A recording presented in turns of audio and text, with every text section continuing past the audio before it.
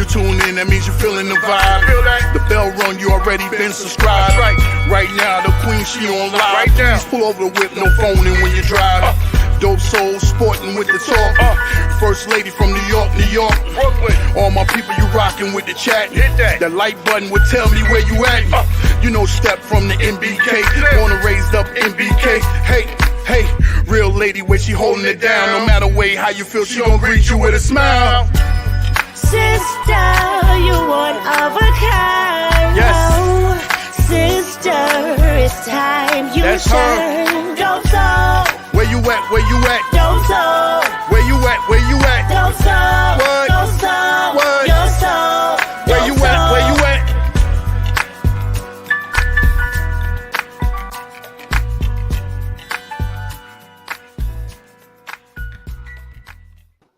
Salute, Knick family.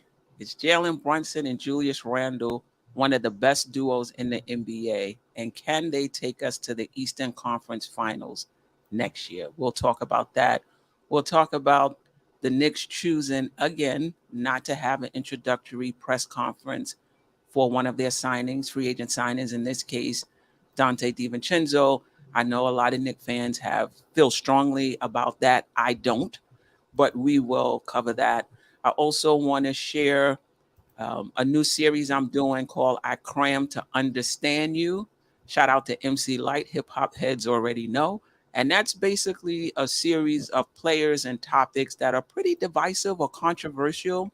And what I want to do is just get different fans' takes. So I did, and it's going to be across platforms. So some of it will be on the audio podcast. Some of it will be on my new weekly newsletter that'll be dropping every Monday morning. I put that link in the chat. So sign up with your email. You'll get the newsletter. Some of it will be me just popping on, doing a video about the topic so you can get my take. Sometimes I wouldn't say my take is lost.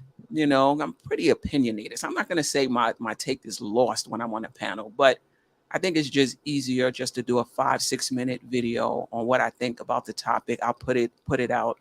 And then we'll also do Tuesdays. I would like to do a chat show.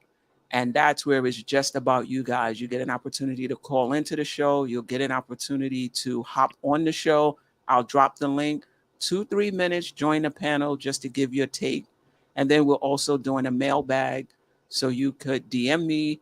You could email me any questions you have for the panel. So that's going to be a chat-focused show on Tuesday. So I did the first audio podcast today, or was it yesterday? I think it was today.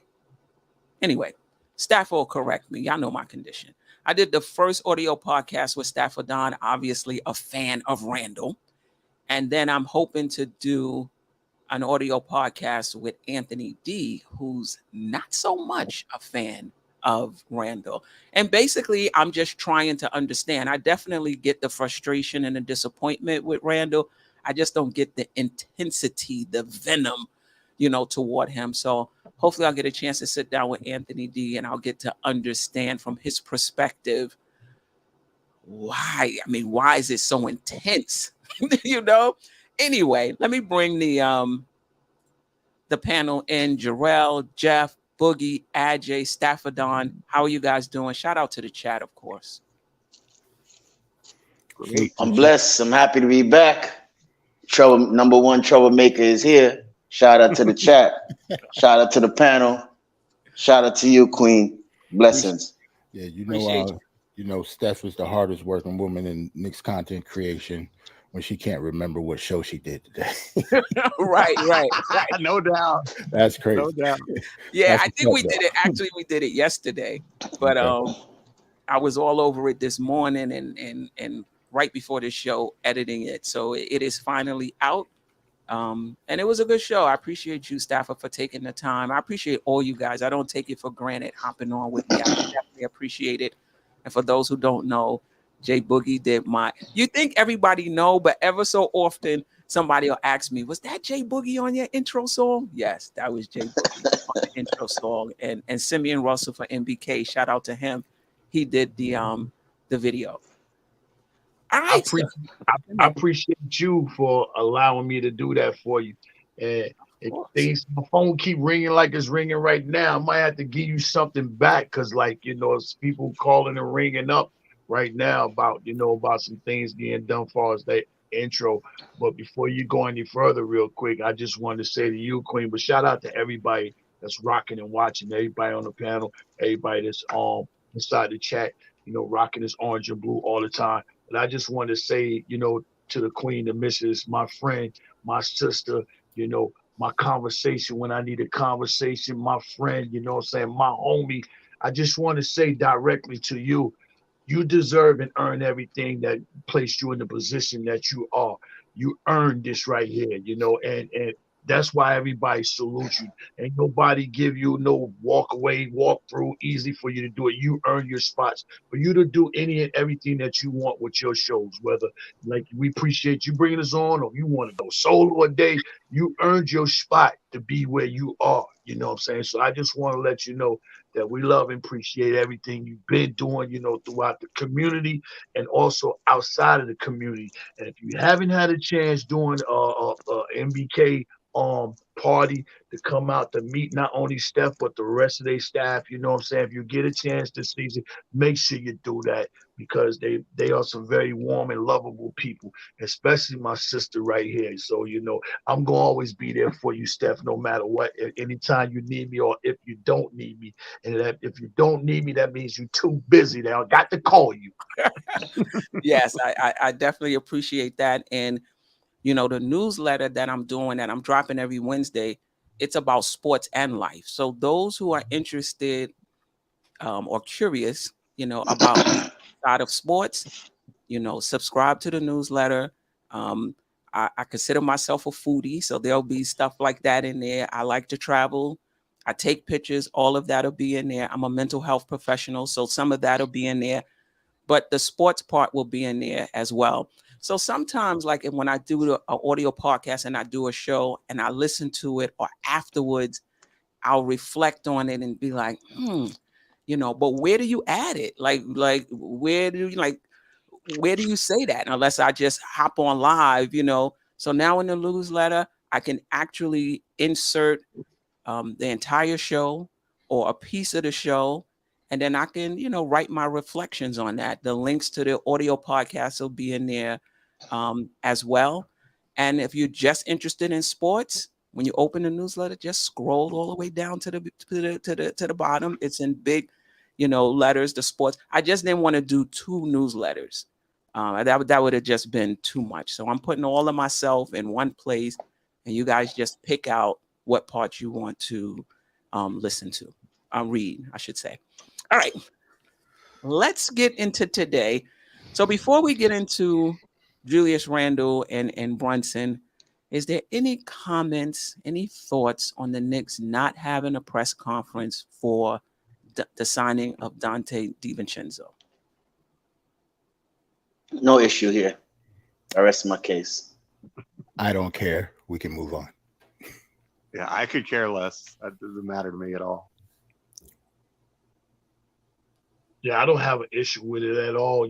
That's for the ones that don't have nothing to even talk or feel about the Knicks. We used to this. We know what we do and what we don't do. And that's, we're used to that. So if you're used to it, we don't have to, feel some type of way about it. As long as he come out there and perform on that floor, that's what we're concerned about, all that what up and hearing what he said. We'll get it later on.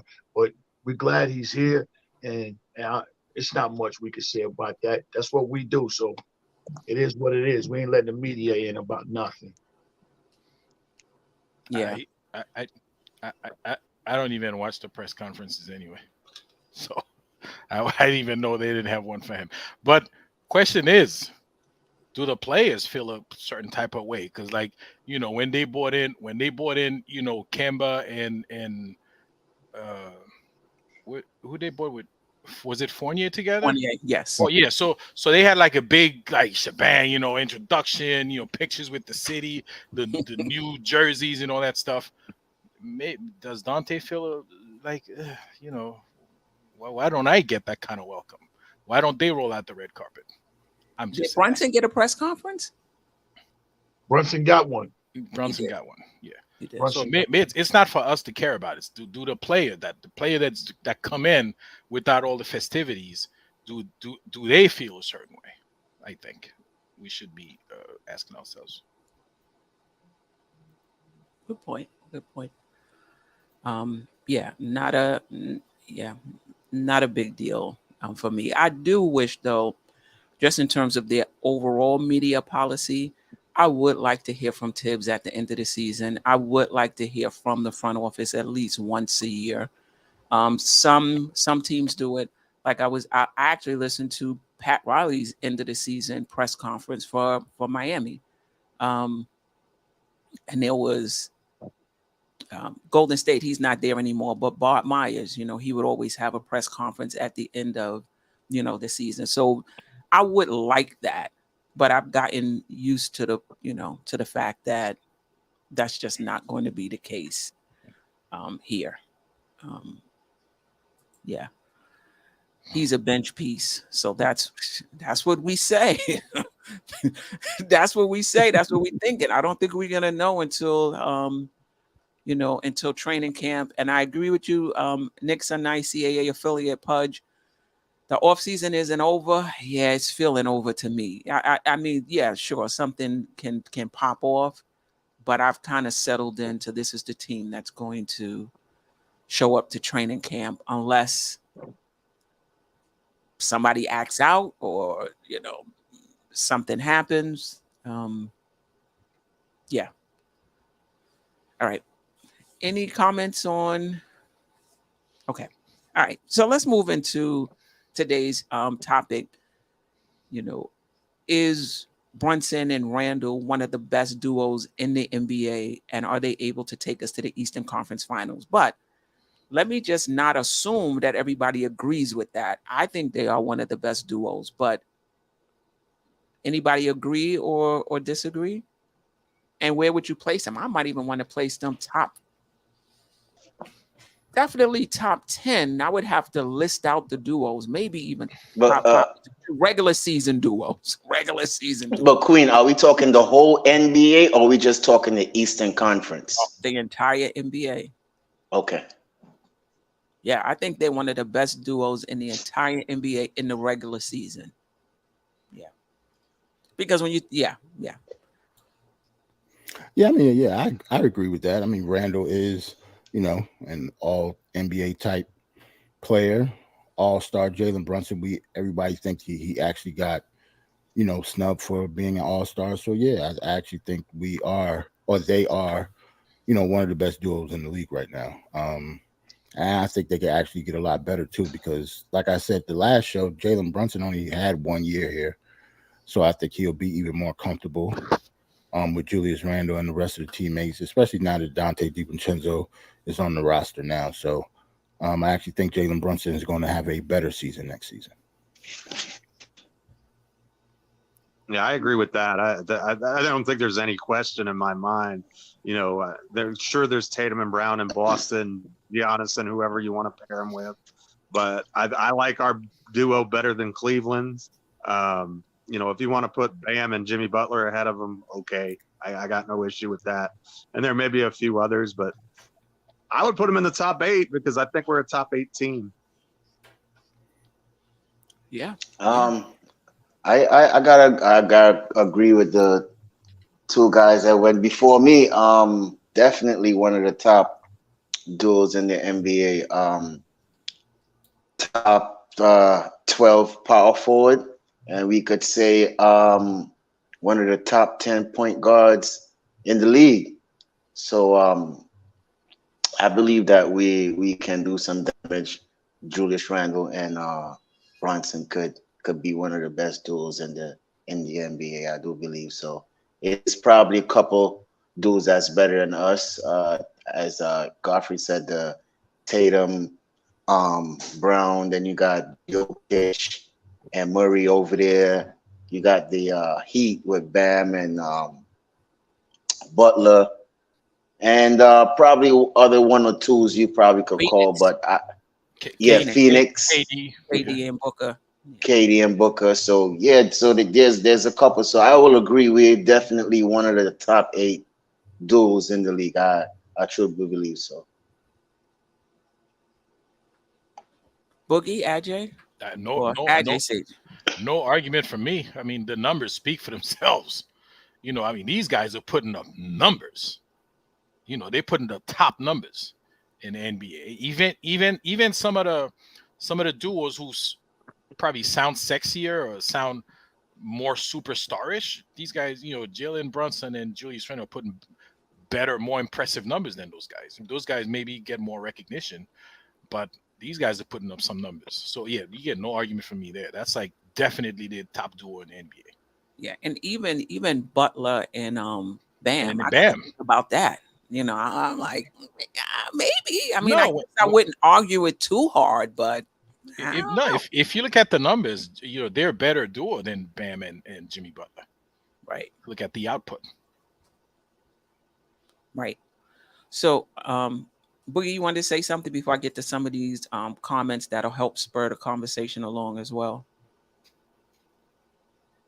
Well, right now I was at number 6, and I was, trying to make sure that I don't miss out on anything. I got, as far as what I put is Denver, Phoenix, Boston, Lakers, Milwaukee, Miami. That's where I'm at right now, and I'm trying to make sure I don't miss nobody. Right. But what you calling that top 8, that looks like that's right on the money. So either they're going to slide in that 7 spot or that 8 spot, because you can't go anywhere else, I don't think, of right now. And like you said, them guys is putting up regular season numbers. But the thing is, which one of these teams right there are they going to eclipse this year? Because Julius said it best himself. We're just getting started. This is our first year together. So long as they feel like that, they know they got more work to do and more improvement and more, understanding on what to do with and for one another, and let it guide the team, then they're going to move up that rack, and put up some more numbers. But yeah, you got it right on the number. They definitely top 8. Right. Now, what do you think? Can I say one more thing, Queen, before you continue? Yes. I see in the chat they talking about pick and roll. It doesn't necessarily have to be pick and roll in order to be a duo. They just 2 players on the team that's killing it for the New York Knicks. You don't see Jason Tatum and Jaylen Brown doing pick and roll. That's right. For them to be even be a top duo. So y'all stop that, man. It's just 2 dudes, all-stars, that's on the team, that's considered a duo, that's carrying the team. It doesn't have to be a pick and roll all the time, yo. You know what I mean? With that particular person. So, just broaden your minds a little bit, instead of just that one thing that you saw back then with pick and roll having to be a duel all the time. That's all I want to say. Well, Staffer, thank you, co-host. That was actually my next question that I saw in the chat. Some people were, were saying, they're not a duo because they don't do they don't run pick and rolls. They're not a duo because when they're on the floor together, they're negative. I'm not sure that's the case. I know there are some stats, particularly in cleaning the glass, subscription required, where you can actually plot, different 5-man teams, and you can get, the stats on them in terms of, how does the team, what's the offensive rating of this particular grouping of players? What's the defensive rating? So you can actually look at the different times when Brunson and Randle were together, but they're always with somebody else. They're always with, 3 other players. But to your point, Staffer, are we saying that because they don't play off of each other, they're not a good duo? Because remember, there was a time when the complaint in Boston was that Tatum and Brown didn't really play off of each other that well. And there are times, with the Knicks, with it looks like Brunson and Randle are taking turns. But can you still be a duo if you're not playing that well off of each other? I think you can. To me, it's stylistic. You know, both of their strengths are in isolation. You know, and so they just happen to play on the same team. You know, so but a lot of what they do is in isolation. And you've got if Jalen Brunson is one of the best finishers in and around the rim and in the painted area, so he gets a lot of his stuff. In the paint and off of one-on-one stuff. And Randle does a lot of that too, but they both, in my opinion, they increase each other's effectiveness. And with Brunson on the floor, I think it takes a lot of the onus off of Randle to be the playmaker or the number one guy. And I think we saw this year he can just focus on his shot chart, taking it to the bucket or shooting the three-pointer. We saw a lot more of that. I thought his shot chart was really good this year, as far as taking efficient looks at the basket. And so I think that Brunson opens that up for him. And I think that it goes both ways there. Do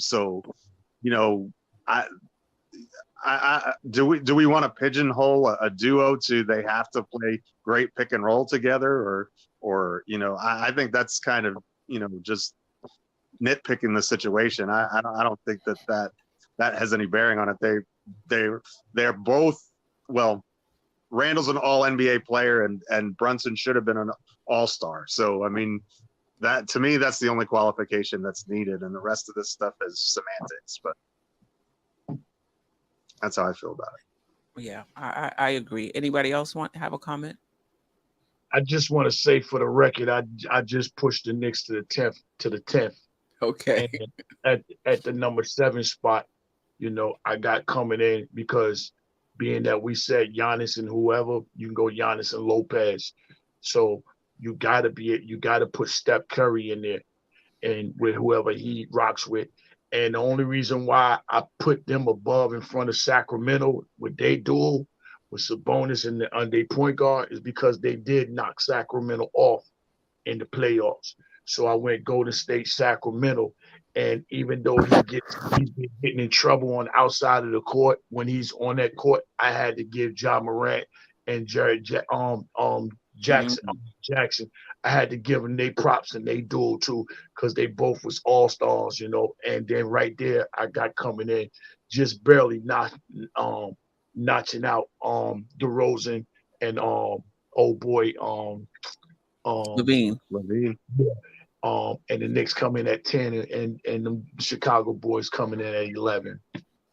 Wow. Any thoughts on that? Nah, but can you go from 1 to 7? Yeah, I went Denver, Phoenix, Boston, Lakers, Milwaukee, Miami. Okay. And then coming in with Golden State, Sacramento, Memphis, Knicks, and Chicago. I just left it right there. I would argue maybe Miami. Yeah. We talk about regular season. Yeah. So, but that's a good list though. Yeah. Something could be swapped out. Yeah. No doubt. No, I would put us above Sacramento. Yeah, that's a close one too. Fox and Sabonis and Fox. Yeah. It's an argument either way. Good. We made the second round of the playoffs. They didn't. So a lot of it had to do with the matchups though, because they played Golden State and they just wasn't up for Right. Yeah, I think he was an all-star. He was a double machine, and then you got Fox who led the league in scoring in the fourth quarter or something like that. Yep. You think they and then we were 1-1 in the season with them too. Yeah. That's tough. That's a good argument. Yeah, that is a good argument. I'm just pretty high on Brunson and Randle in the regular season. And I agree with you, Steph. I'm not putting a lot into how well they play together. I think that's how well they play off of each other. Hopefully that gets better the more they play together. But Julius Randle, for those who are complaining about him and those in the chat, he putting up empty stats. How can you say he's putting up empty stats when the Knicks won 47 games and he was such a big part of it? How? Yeah. You know, so Queen. Hey, just like the name of your show, just like that. I cram to understand that. I don't get it. right. I don't know what they talking about. I don't get how Queen, that's empty stats. Shout out to Gerard B, who asked a good question. How about Philadelphia didn't make Jay Boogie's list? Yeah, Harden and Embiid. Wow. Yeah. Wow. Wow. Wow. That's Wow. Well, we don't know if we could put them on the list still. Well, no, right now for the players they have right now. Yeah, because nothing's changing. Yeah. That's okay. Yeah, you're right, Ajay. They got an asterisk. You're right. They got an asterisk. Well, if Harden is back, I think I would put them over Brunson and Randle, but I don't think I would put Miami. I think Miami and Sacramento. I think they real close. The Knicks, Miami, and Sacramento. I think you can pick them. Queen, I would argue even if Harden is not back, you got Maxey filling in fit. Didn't they go out the first round? Oh no. No, they swept the Nets the first round. So you saying they didn't play nobody. Ajay, you saying Embiid and Maxey is a better duo than no? I'm asking. I didn't say. I'm just asking. Oh no. Because that doesn't mean Maxey is better than Brunson and Randle. I'm saying as a pair. You know what I'm saying? The final, but Knicks 100 AGM said it's kind of like a one-man show in Memphis when I watch him. I might argue that too. I think Randle is better than Jackson. We have to remember the defensive side of the floor too. You got to remember that. Easy defensive reigning player of the year too, Queen. Yeah, that counts. Yeah, that counts. Right. Trust me, chat. Trust me. I got 2 songs on Julius and one on Brunson. Trust me. I love our guys, but I got to make sure they stay hungry. Listen, the more we talk about this, the further down the Knicks go. Man, I don't like this topic. Right. The more we talk about it, the further down this it's just even better for them to go listen to the podcast of Julius Randle with me and you. Yes. And then after we're gonna, which is the good, and then we're gonna have the bad with Anthony D coming up soon on that podcast. So yeah, check it out on all y'all streaming podcasts. My thoughts and feelings about Julius Randle. So you already know. Yeah, let me bring this up. Shout out to Anthony D. He was going back and forth. I don't know if I got a firm yes about whether he will do it. Steph is trying to hide her frustration with Randle. Steph, the truth will set you free. Listen, I'm on. See, there you go. I'm on. There you go. That there are times when I am frustrated with Randle, and there are times when I think he could be better than he is. That being said, I'm definitely not one of the fans who think the team is going to be better without him, who think he puts up empty stats, who think that no matter what he does and how he does it, I'm not one of the fans who will never, ever give him credit. So, yeah, am I frustrated with him sometimes? Yeah, absolutely. Am I disappointed sometimes? Yeah. Do I think he has talent? No doubt about it. He's the most talented player on the Knicks. And to me, it's not even close, just in terms of pure talent. It's not even close, but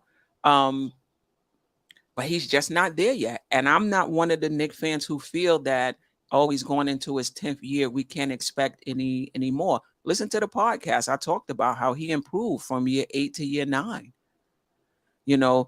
That he's only had 15 playoff games. So how can we say, when you look at somebody like Jimmy Butler, who's at 119, and you look at these other guys who's been in the playoffs year after year after year, yeah, they perform better because they've been there enough.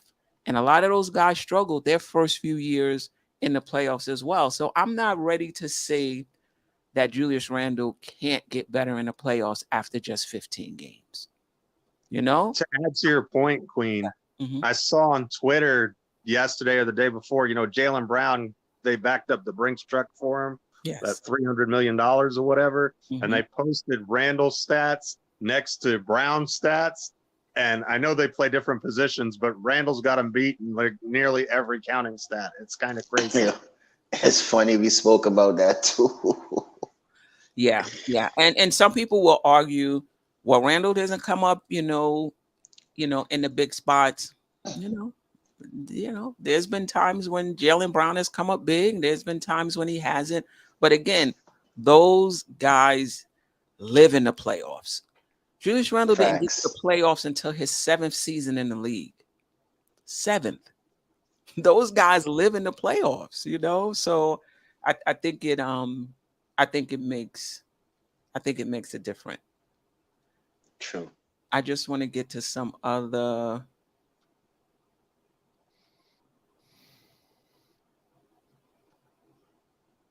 While you're looking for that, Queen, let me tell the people to hit I that mean, like button. Yeah, definitely hit the like button. Like that's there's the way to support the show.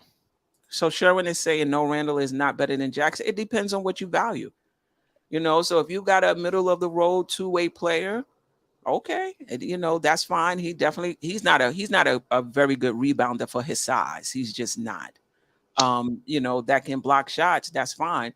But Jackson, he's not somebody where he's not carrying a team. You know, so for me, when I look at players like that, skill set, does he have a better skill set than Randall? Okay, fine. You know, is he a better two-way player than Randall? Yes, he is. But you're not riding Jaren Jackson's back to the playoffs. You're just not doing it. We could talk about Randall once he get in the playoffs, different story. But you're not riding Jalen to the playoffs. He's not at the top of everybody's scouting report every single game, and he's still 20-10-5 or 20-10-4. That, you know, that's different. I'm not saying that they don't account for him on the scouting report, but the entire game plan, definitely before Brunson got here, was on how do you stop Julius Randle every game. Facts. Yeah. And he was still 20-10-4, 5, or whatever it is. So when I'm talking about a better player, yeah, I can ride Julius Randle through the regular season. Jackson may have a better skill set. He may be a better two-way player. He may be able to block shots.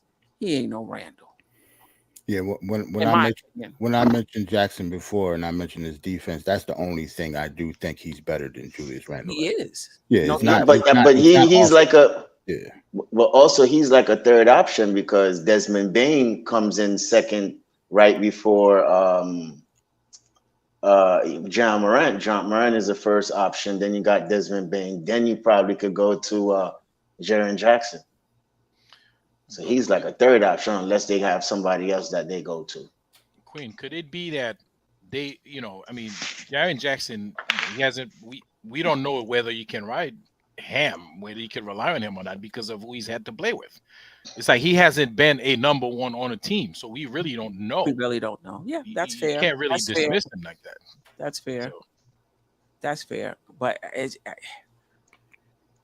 yeah, I mean, maybe he'll turn into a beast. Maybe if Morant wasn't there, we'll be able to see that, you know, beast mode in him. But that's not what he gives off. Exactly. You never see them say, all right, let's throw the ball down in the paint to Jaren Jackson. Let us get him a bucket. I have never seen it. When they was playing us in the first game, I haven't seen it. So if that was the case, you would have been seen it already. Not to take nothing away from him. But I don't see them putting the ball down in the paint and say, Jaren, go get us a bucket. He's either Morant or you got Bain. Right. And if you take Randall off this team and you put Jaren Jackson on this team, I don't think we're better. We might be a better defensive team. But Brunson workload is really going to rev up because I just don't see Jackson as that type of guy. But, you know, to Ajay's point, you know, maybe it could be he just wasn't in that situation.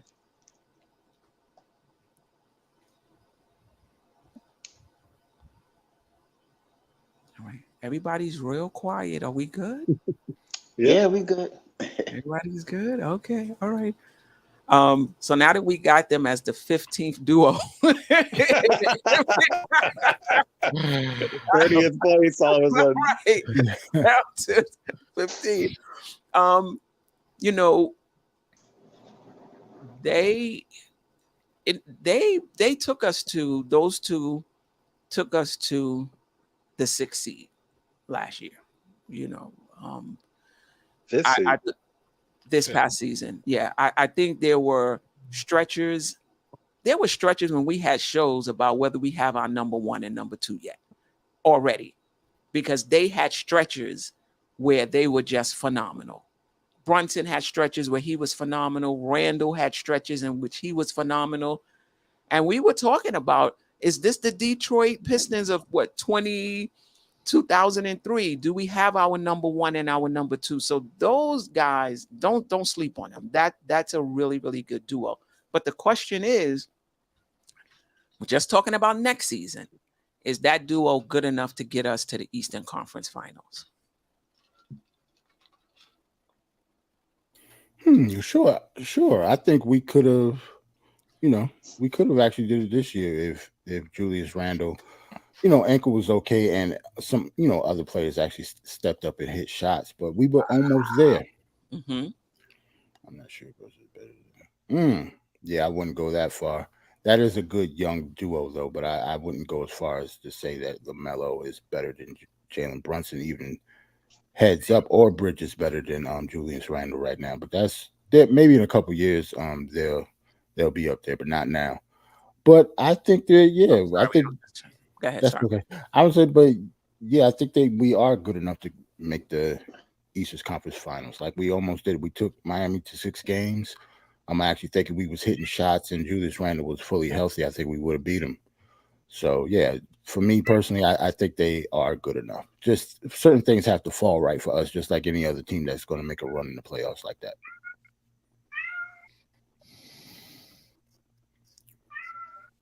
Once the cat meow, that's a yes. So, Yeah. He wants you know what I'm saying? to be on TV. So, Gerald, I just gotta agree with everything you said. I'm not even going to say much. I agree everything. If Julius Ankle was right and players hit shots, I think we definitely could go to the Eastern Conference Finals. I'm gonna make it short and sweet. And do you think it's that plus, we was the youngest team in the playoffs last year. So I would hope that another year of experience, maybe those shots fall next year.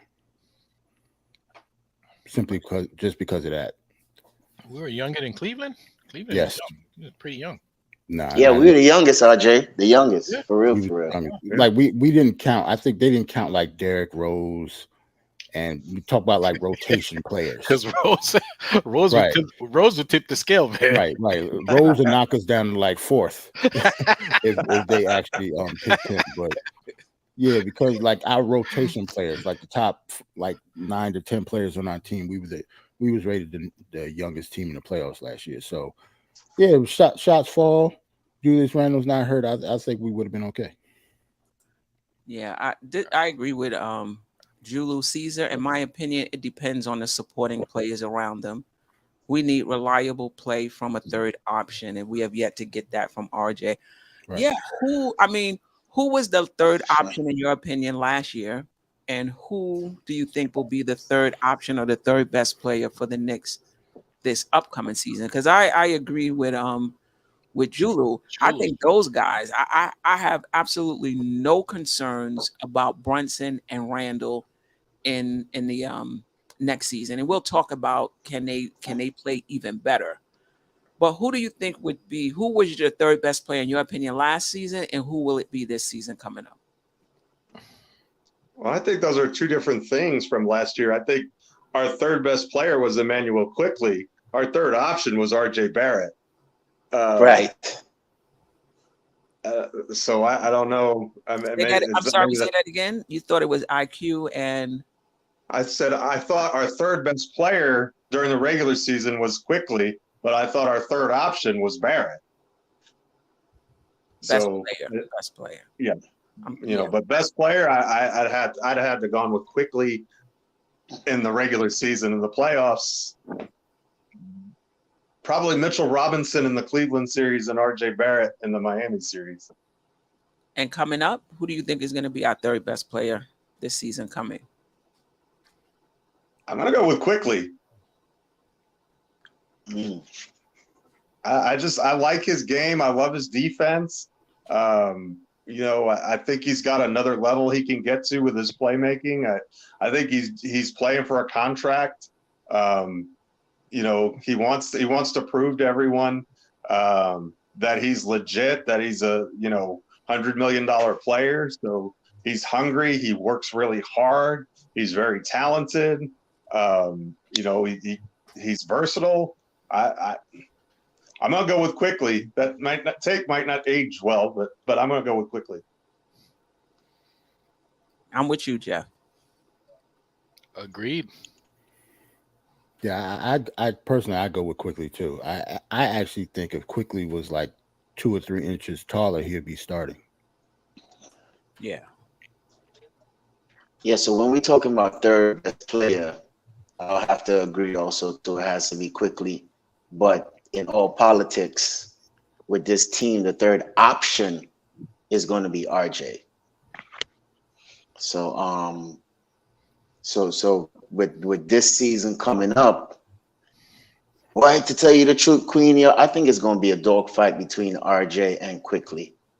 I'm not. That's in my opinion, because you have RJ that has something to prove also too. The fans is down on him.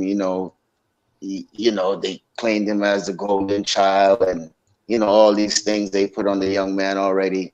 And then as Godfrey just said, he's paying, Quickly is paying for a contract, and he wants to prove that he's that good and he could be a starter. So I think it's going to be a dogfight between both of those guys in practice to see who is going to be that third option. Not saying the best player, because we don't know that not as yet, because the season hasn't started yet. But last year we did it was Quickly. But this year, I think it's going to be a dogfight between those two guys. I know the chat mightn't agree, with the whole RJ thing. A lot of people is down on RJ, but let's see what happens when the season starts and see who gets the ball as a third option going into the second quarter. Well, guys, are we forgetting about DiVincenzo? He is on that team. Yeah, You think he's going to be third though? Exactly. So we have to see when the season starts to see where Giovinchenko role is going to be. We can't just put him in that position as yet. No, we're not going to put him in that position. position. Spin would say. But if we go one-on-one, do we think IQ is a better player than him, or do we think RJ is a better player than him? I think for sure. I think so. I think IQ is. I think RJ is. I mean, maybe I got to do a little more work on DiVincenzo. I just I'm not. I see him as a good, solid player. I don't see him as a star. I see him as a role player. And that was one of my questions, that we already got a lot of DiVincenzo. So when I get it, he can handle the ball. He can defend. He's like a jack of all trade, and he shot the 3 at 40%. But if you look at his stats, he's still somebody, in my opinion, that's coming into his own as well. And what if he got a few of those? What if he pops like Jalen Brunson? Well, that's a whole different story. Yeah. Queen, with all due respect, you said he is a good role player, right? Mm-hmm. But so is RJ so far. Okay. I mean, RJ is not a star. Okay. But I just don't see how DiVincenzo is better than IQ. Than IQ or even RJ. I mean, I guess if you want to say skill set, yeah, I mean, he has a better skill set than RJ. He could play both sides of the ball. He could put the ball on the floor. He could make a little bit. I don't know. I just think that's a bit high praise. So I got to see him first. I'll check back after the first 10, 15 games. I agree. Hey, listen, we just got him. So we've seen him play elsewhere. We haven't seen him play for the Knicks yet. So we really don't know. Yeah. You're right. We just got Dante, but it's somebody that was there half a season. And that's who I'm betting on this year. I'm gonna put my money on Josh Hart going to be our third best player, point blank. Because reason why I say that, because Josh Hart is getting ready to give us something we haven't had in so many years, a voice. We had not had nobody that can get in nobody's face, get nobody pumped up, let them know when they're doing wrong, let them know when their game is not all the way 100. Josh Hart is that type person. But he had to wait to this season. You know, you got to get your feet wet to make sure you're about your surroundings. Same thing with Brunson. Brunson, he see what he need to do and what they're going to accept him for, so he's going to lead better. And Josh had to do that the same. He can't come in here off top, getting in people's faces and getting in people's grill. We haven't had one of them type ball players. And don't be surprised if he's sixth man of the year. It's going to be easy for that man to average 14 and 10. Easy off the bench. He's going to get 10 rebounds. He's going to get 14 points. He gets that right there, he might be six-man consideration, along with motivating everybody, cheering, rooting guys on and everything. You need that type dog mentality on the team, you know what I'm saying? It's better play than quickly. Offensively, no. RJ, no. But what he can do, what they can't do, is stand out a whole lot more from the things that they do on a temporary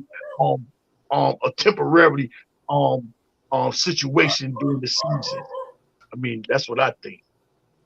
That's just my opinion. I like Josh Hart this year. Yeah, I mean, if I'm thinking about the Josh Hart that we saw when he came right after the trade, I can't argue with you. He was lights out. He was lights out. So I mean, yeah. He ain't got paid yet neither. I don't know what they talking about behind closed doors, as far as with these people, with these money and everything. But them guys, they got something they got to prove. And I don't even think they're going to go along with Quickly's regular season. I think they're going to make Quickly prove that inside the playoffs. Prove it. I think that, you know, but it might not happen. I could be wrong, but I think they want to see a little bit further. Right. Of course, I agree with you. I agree with that 100%. 100%. Right. Coach CR? Sire 617. Dante is a better fit than RJ. Julu Caesar Hart possesses great leadership skills, but if he's our third best player, we're not getting to the Eastern Conference Finals no time soon. I don't know. Who was Miami's? I wouldn't have Josh Hart a third option. I believe he think that he's not a third option. He believes he's just going in there to help the team, do the dirty work, get the dirty rebounds, hustle, bring energy. That's how I see him as a player, and I think he sees himself as that player. I don't think he sees himself as a third option. Yes, the leadership skills is there. He's been in the league for a while, and he knows, you know, certain things, and he could give certain advice. But I definitely don't see it as a third option. I don't think so at all. Well, it's such an interesting thing to me because with the construction of this team, when it comes to crunch time, Brunson's going to be on the floor, Randle's going to be on the floor, Mitch or Hartenstein is going to be on the floor. So that's 3 of your spots. That means Quickly, Grimes, who we haven't even talked about yet, Right. RJ, Hart, DiVincenzo. So you got 5 guys for 2 spots. And I think we saw at certain stages last year that Thibodeau wasn't shy about keeping RJ on the bench and closing with Hart. Right. We saw that. Right, which is true. So I think it's whoever of Quickly or whomever it may, and Quickly closed quite a bit also. So is it possible that you see a lineup that's small with Hart and Quickly and Brunson and as insert big man and Randle closing? I think that could happen. But you know what too though? I in my opinion, I see Tom Thibodeau not even switching it up. I think he goes with the same philosophy. If RJ is not playing good, Hart is going to close it, and then for certain instance, if Grimes or Quickly is not doing it, then you have Giovinco. So I think it's going to be a mixture, but I think he's going to go in with that same philosophy, with that same continuity, because that last five right there that close the game have continuity, and they know how to close games. So I don't think he's going to change a lot. But I don't think RJ wasn't in the closing unit though. No, that's what I'm saying. Is going to have sometimes he's going to switch out RJ and put J Hart in there, and then if Quickly or Hart is not, doing what he needs to do that night, then Giovinco could probably take one of those places, or Grimes. That's what I'm saying. Tom Thibodeau has a lot to deal with when it comes to that starting with that ending five, when it comes to closing Who do games. you think the ending, like, because you're saying, what was the usual ending five in your opinion? It will be either Mitch or Hartenstein, right? You're gonna have Randle. Yeah. You're gonna have Brunson, of course, and then you had Quickly, but then when Hart came, he was closing games. Right. But Tom was the feeling of the game between him and JR. So that's what I'm saying. He might change it. He might leave RJ in to close it, and if he's not doing his job, pull RJ out and put JR in as he normally do, right? And then go from there. And if he needs to switch it up, he just bring in Giovinco or leave Grimes on the bench and have somebody else out there. I don't know. That's what I'm saying. With that last spot right there, it's gonna be something to deal with. I just don't remember RJ closing once Hart. I mean, he closed sometimes. He wasn't the closer though. Yeah, I would see. I don't see RJ closing games. No. Unless he's a different RJ. But if it's the same RJ from last season, I don't see him closing games unless he's just on fire.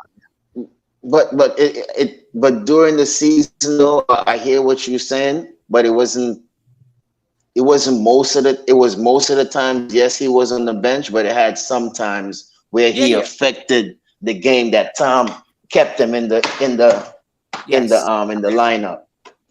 Yeah. So that's what I'm saying. It all depends on the feeling of the game with Tom Thibodeau. How Tom Thibodeau sees. Y'all remember on this episode, it's gonna stay in the vote. Queen got it. I'm gonna tell y'all, it's gonna be Brunson, Jonte, Hart, right, and Julius when it get down to crunch time. I'm telling you that. 100%. Was it five? That's my five also. 100%, J Boogie. You right on. Listen, say it again. It's gonna be the Villanova boys. They're gonna the 3-man weave, all three of them. Plus Julius Randle and Hartenstein. I'm telling you. Okay. That's it. That's my closing five also. Guys, that's exactly what Tom Thibodeau's good. Tom Thibodeau doesn't play he plays the guys he likes. Okay. He likes those guys. That's what he's gonna play. Whether they win or lose, I mean, they'd have to either be in foul trouble or completely lose 10 games in a row with that closing lineup. Then he might switch it up. He's not changing anything. RJ Barrett's not gonna see the floor unless those guys. I don't think it's who he like here. I think who is just the matchups of the game and who. You know what I'm saying? How the flow of the game is going. It don't necessarily have to be who he like. You're now making it look like a favoritism thing, right? So I think it's how the game flows and whoever he chooses to close the game. No, I'm not choosing favoritism because the same five that I called out closed the game last year. So I said to you before, I think Tom Thibodeau is going to go with that same philosophy. But then Jay Boogie came with his Villanova with Randle and Hartenstein, which is a whole different five closing, right? But you saying now that who Tom Thibodeau likes, it doesn't have to be necessarily who he likes. It's who's doing the job that particular night. Because if I like you playing garbage. You think I'm gonna keep you in the game because I like you? That doesn't even make sense, bro. Have you been watching Tom Thibodeau, coach? Like, what are you talking about, man? What are you talking about? Tom Thibodeau does not adjust on the run. He doesn't do that. All right. So I don't know what games you've been watching. He does not. You talk about like. No, it's not a like thing in this league, bro. Yes. What is wrong with you? If he has his players, okay. If he has his players, he's gonna close with them regardless of what the lineup is, regardless of what the matchup is, regardless of what they're doing on the floor. We've seen him do this for 3 years. 3 years he's been doing this. I disagree, Ajay. Nah, he's been doing it. I disagree. He does have a team he likes to close with, and I think that, and I don't because when you say like, are you saying like statistically because he likes stylistically how you play? Or are you talking about the way if he likes the guys that gives him the result? It doesn't matter who he's playing against. He's not gonna adjust. He's not gonna take one guy out. Let's say you play in Miami. There's one guy that plays no. If there's a group of 5 guys that he likes to close out with, he's got a couple of good games with them. He's gonna go with that 5 no matter what. I disagree because we've already seen. I hear you, but you're making it seem like there's absolutely no changes. I do agree that he does have the 5 that he. See, you say like them and make it seem like it's a personality. No. I'm talking about the group. Okay, as a group. So I do think he does have a starting lineup that he likes to close with, but I have seen him go with a RJ over a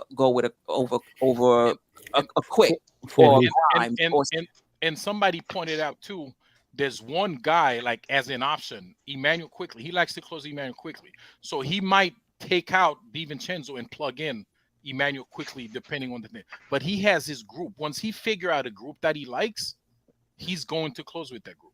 Right. But you just contradicted yourself when you said he would take out Thank you. Thank you. He just made my point, Queen. No. It ain't make your point. If somebody's in foul trouble, I'm saying the 6th guy he's gonna go with his IQ. It's not even foul trouble, Ajay. Exactly. He's moving the goalposts now. I've seen games in which Grimes has closed. I've seen games in which he didn't close. He does like to close with quickly. I've seen, particularly before Josh Hart got here, I saw RJ would close. Once Josh Hart got here, Josh Hart closed. RJ didn't really close that much, but there were times, depending on how RJ was playing, that he would close a game or two. So I agree with you. He does have the team he likes to close with, but I don't agree that that's just set in stone and he never makes any changes to it. And even sometimes he plays Mitch, and Mitch is having a great game, but then he'll close with Isaiah Hartenstein anyway because he likes certain things in him with a certain group to close out the game for some reason. I don't know what it is with him, but he does that. But honestly, though, Ajay, every coach would do that, though. That's fine, but I'm just saying he does that. I'm not saying it's right or wrong or whatever, but I'm saying when he finds that thing that he likes, he's going to go with it. You know what I'm saying? He's going to go with it. And, we all know, like, DiVincenzo is probably one of his guys. Unless DiVincenzo really cannot perform, you already know Tibbs is going to love that guy, So if I had to guess, I would agree with Jay Boogie that it's going to be the 3. He loves Grimes. He loves Quickly. I mean, there's not. In other words, everybody who's in the 9-man rotation is his guy. But even Deuce is his guy. Exactly. I'll tell you what the other guys have over Grimes and Quickly: the experience. He likes guys that have that experience. So if I had to guess, I would say he'll pick the guys who've been in the league a little bit longer, who are his guys, but been in the league a little bit longer. That's what he does, guys. I mean, watch the games he's coached. We've been seeing him doing it for 3 years. Ajay, yeah, we've seen it, but you got on different glasses than the rest of us, because I do think that you see him as so rigid that you don't even see when things are a little different. This past season was definitely different. This past season was definitely different. Definitely. And correct me if I'm wrong, but didn't he sit Randle the entire fourth quarter in the playoffs this year in a game? Yeah. Yeah, Like in the one Cleveland game. too. The Cleveland game. Yeah. So, I mean, and it wasn't an injury or anything else like that. It was just the unit that he had. The on flow of the floor. game. Exactly. Wasn't exactly. Wasn't that exactly. he didn't play Obi still, and that's when Obi got mad and cursed him out? It's probably that same game. It was probably that same game. He Yeah. didn't play either one of them that fourth quarter, I don't think. Right. And I'll also add what we see as rigidity, to me, is just the coach's philosophy. If a coach has a philosophy, that philosophy kind of informs the decisions that they make, because there isn't one thing there isn't a right decision that every coach will make in a particular situation. Different coaches, depending on their philosophy, will make different choices in that situation, whether that's rotation choices, whether that's to foul or not. Different coaches, depending on your philosophy, you're going to do different things. Tom Thibodeau has his philosophy, and I get it. If you don't like it or you don't agree with it, I definitely agree. I get that part. But we get on him for his displaying his philosophy in the game. That's his philosophy. You know? And you're gonna see him working on his philosophy game one of the season real early. Because whatever it is he's gonna whatever it is that he has in his mind frame that he would like to do, he's gonna present it early in the season and start working on it so it can be right later on. Because we got to keep in mind that it is an in-season tournament going on. So whatever he gonna try to put together, he gonna try to do it early. I'm not gonna say that. I know IQ. He rocks with IQ, but this is Jalen Brunson's team, and they get ready to do everything Jalen Brunson's way. You know, whether some of us like it or we don't like it. You can just remember at that event he was at when he got the call about his man coming over there. That wasn't a call to me that Josh came over here and he was shocked that, you know, he came to this team. That reaction to me was like, yo, I told y'all my man wanted to come, and I can't believe they got him. They got him. That's the reaction that I was taking from it. Not that he was shocked that he came to the team, but he was more happy that they did go get somebody that he was letting them know that, yo, he ready to go, and they get ready to get rid of him. So this is Jalen Brunson's team. It can't be Jalen Brunson's team in the FIBA, and it's not his team in the Knicks. And them people more, you know what I'm saying? They playing for the world. Stay tuned. Watch. But you know, I'm rooting for Tom. I'm rooting for Tom because Tom has not had a full completed roster yet, and we still don't have one. You know, and Tom knows that I'm in the fourth quarter. I'm in the third quarter, meaning I ain't got but one more year. And coaches like to know if they're going to be established this year before next year comes. So he's not going to play around with guys thinking like, I don't know if he can. I'm not gonna be on it in a situation that I don't know if you're gonna turn up more than what you did last year. They got guys that he feel like they handle their business. You already know Jalen can handle his. DiVincenzo, he can get to the rack and shoot. And if Josh can shoot a little bit better, we already know he can get to the rack. You know, that we on a mission, man. They ain't got us ranked as the 13th team for nothing this year. Yo, Jay Boogie, this team here is so defensively oriented, like going on into the fourth quarter. You got so much people that you could put in to places just to defend with that same lineup that you said. And then you got the Jalen Brunson, DiVincenzo, got Jalen Brunson, quickly Jalen Brunson, Grimes. Then you could put either two of them with Hart, or two of them with Grimes, or two of them with. It's just the lineups is just switchable at any time. That when you see that fourth quarter comes, you know what I mean, we could send out any pit bull out there and they could get the job done. So, we got a variety of defensive players when it coming down to that fourth quarter that we could just put in and get the job done. So, as I said before, man, Tom has his work cut out. But don't forget, seeing in the playoffs against Miami, we didn't play bad D. No, We didn't. No, we played. One of the things people don't know, J Boogie, is that we was the best defense against Miami. We never even had Miami go over 100 points. Every other team Miami played went over 100 points, and we never got that credit. Go ahead. I didn't mean to cut you. Queen, I was going to say. Oh, sorry, J Boogie. Queen, you just posted something. Somebody said, one of the stuff somebody said it's going to take Tom Thibodeau a while to get used to DiVincenzo. And they mentioned that Josh Hart closed on his first day. I think they said it's not going to take.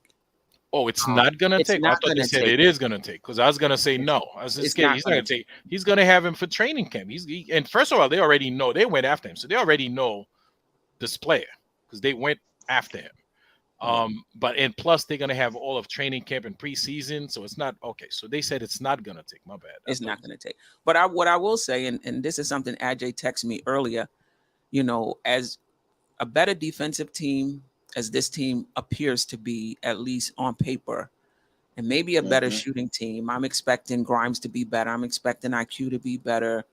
I'm expecting DiVincenzo. If you look at his stats, last year was his best year. He wasn't always a really good three-point shooter in the NBA. But it's still, in my opinion, an uneven team or a team that's not really balanced. It's just a lot of guards, 2 centers, 1 power forward. That's what it is. It's not a really balanced team. And to Boogie's point, I agree. I don't think Tom has had a balanced team since he's been here. Somebody correct me if I'm wrong. Maybe the team with Burks but those were more shooters. None of them could put the ball on the floor. That was the issue we had in the playoffs against Atlanta. So he's never had a balanced team. So I'm hoping. I'm not sure. And we're going into another season without a balanced team in terms of height, position-wise, but hopefully it's a bit more balanced as far as shooting. We shall see. If you give DiVincenzo all those Obi Toppin corner threes from last year, Obi at his best was like a 34.5% three-point shooter. In his worst season, I think DiVincenzo is going to give you 37 or 38, especially from the corners. So just from that aspect, and I don't think you're going to lose anything defensively. I know they play different positions, but even if you have to go up, I mean, he can guard on the perimeter, and you can live with Josh Hart or RJ Barrett, at the 4 if need be, in those backup lineups. So from that aspect, I just think the defense is going to be better all the way around. We still have, Brunson's never going to be a strong defender. He tries real hard, but, he's just limited.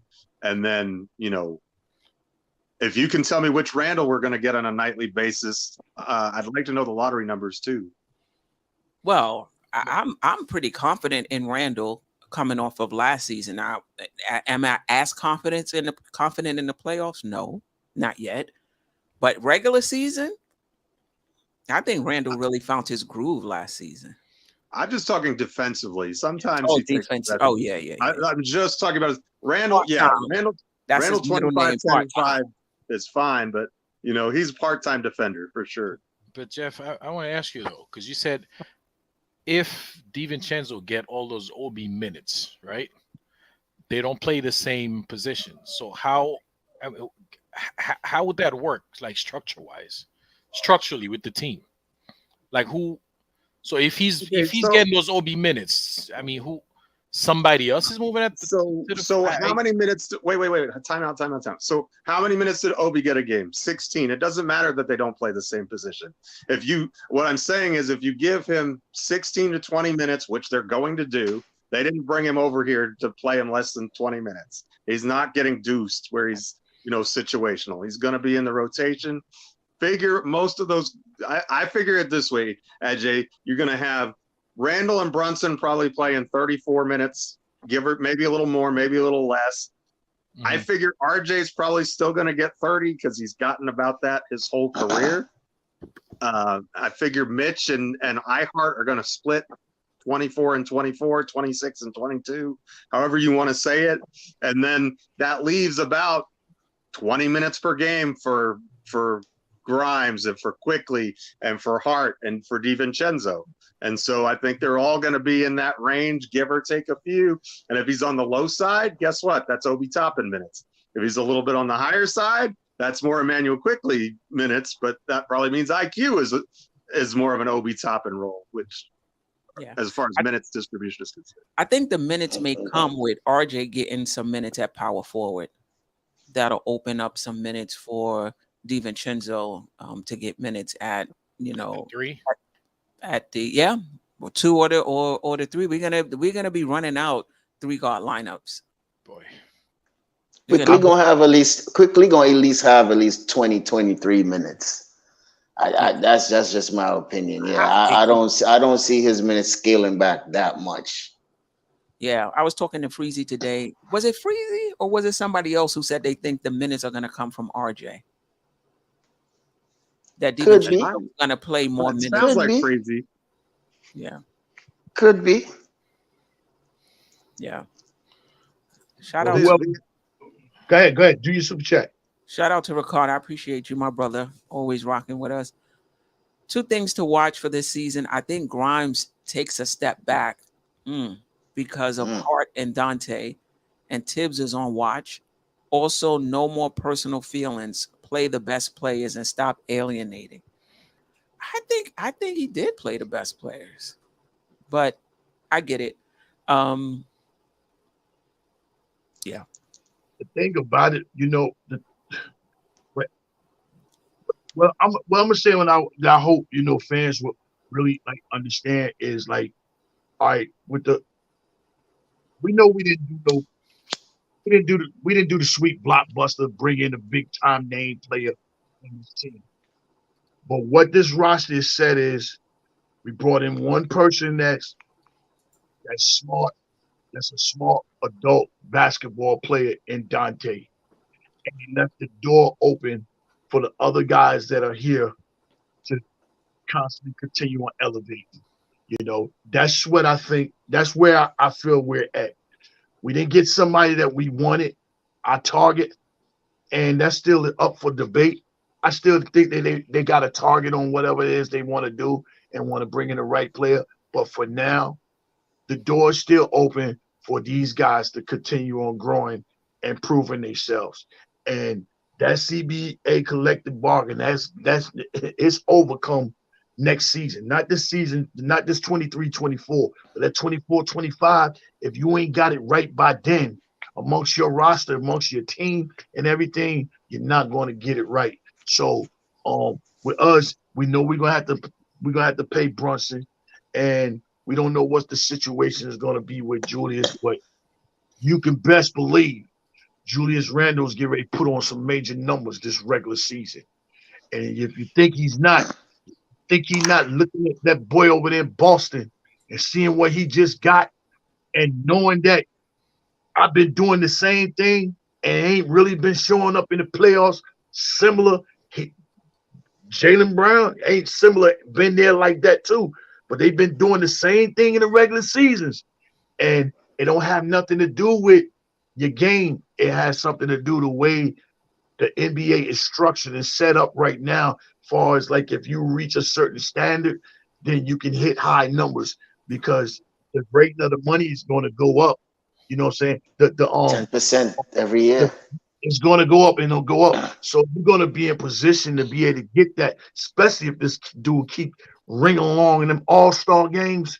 Don't think, that $300 million, situation ain't going to occur with Julius Randle. Not saying that he probably get it. Not saying that the Knicks would give it to him, anything. But, hey, you would have thought that Jaylen Brown wouldn't have got no $304 million. You would have think, and they're going to get that dude next year, that $333 million. He getting that. But we in a good position because Leon has been paying players small prices. You know what I'm saying? 10, 12 million dollars. That's what he got. What? Dante? Another what? 18 to 20 mil. Or Josh Hart coming up. Somebody's not going to be around between RJ and Quickly and Grimes. I hope y'all understand that in the chat. I hope somebody ain't your man. Are you in love with that player? Because 2 out of them 3 guys going to be gone. But them 2 out of them 3 guys that came over here with Jalen, they ain't going nowhere. Because the contracts is going to fit. And they fit in the system. Yeah, and this is the thing with Jaylen Brown. You look at that contract, I think it starts at 40-something million, then it gets to 50 million. I think it ends at 60 million. And I 69, yeah, in the last year. Nasty. Like, this is what the NBA contracts are going to look like going forward for max players. 40, 50, 60 million dollars a year. And the CBA is in my opinion, the way it's constructed, you're probably going to have 2 max players. That's about it. And there's going to be a lot of low salary players, and you might even have to put some minimums in there. You know, now listen, when they're making 60 and 70, the salary cap is going up. So the percentage of the salary cap will probably still be about the same, but 2 max players, you know, so, and these maxes are going up. So what's his name? Jalen got 304. Tatum is coming up, and it looks like his is gonna be 340 or it was, you know, whatever. By the time Brunson comes around, we might be talking like 40, you know, 36, 40 million, because it's going to keep, you know, it's gonna keep going up. So yep. Yeah, but you know what? Jalen Brunson at 36 to 40 is a steal. I don't even. That's why I like how they negotiate with the contracts for real, man. Because imagine having 2 max players, and you're not even giving them the full max, and then still have money to put mid role players around them so the team could be better. So, right, but that's going to be over in 2 years because. Yeah, well, that's what I'm saying. Let's see what happens in 2 years, because you know Jalen and. Yeah, because Jalen and Randle's contract is up in 2 years, you know, and then you're going to have Grimes, and then we got Quickly to deal with this year or next year. So this is what I think. I'm not sure Randle gets the max unless things turn around for him in the playoffs. Because you locking yourself in. Because when you're talking about by the time, think about it. If it's 304 now, what is it going to be 2 years from now? Well, that's what I was saying. We might have max players. Mm-hmm. We might have max players, but they're going to negotiate. That's what I'm saying. I like how Leon negotiated with them.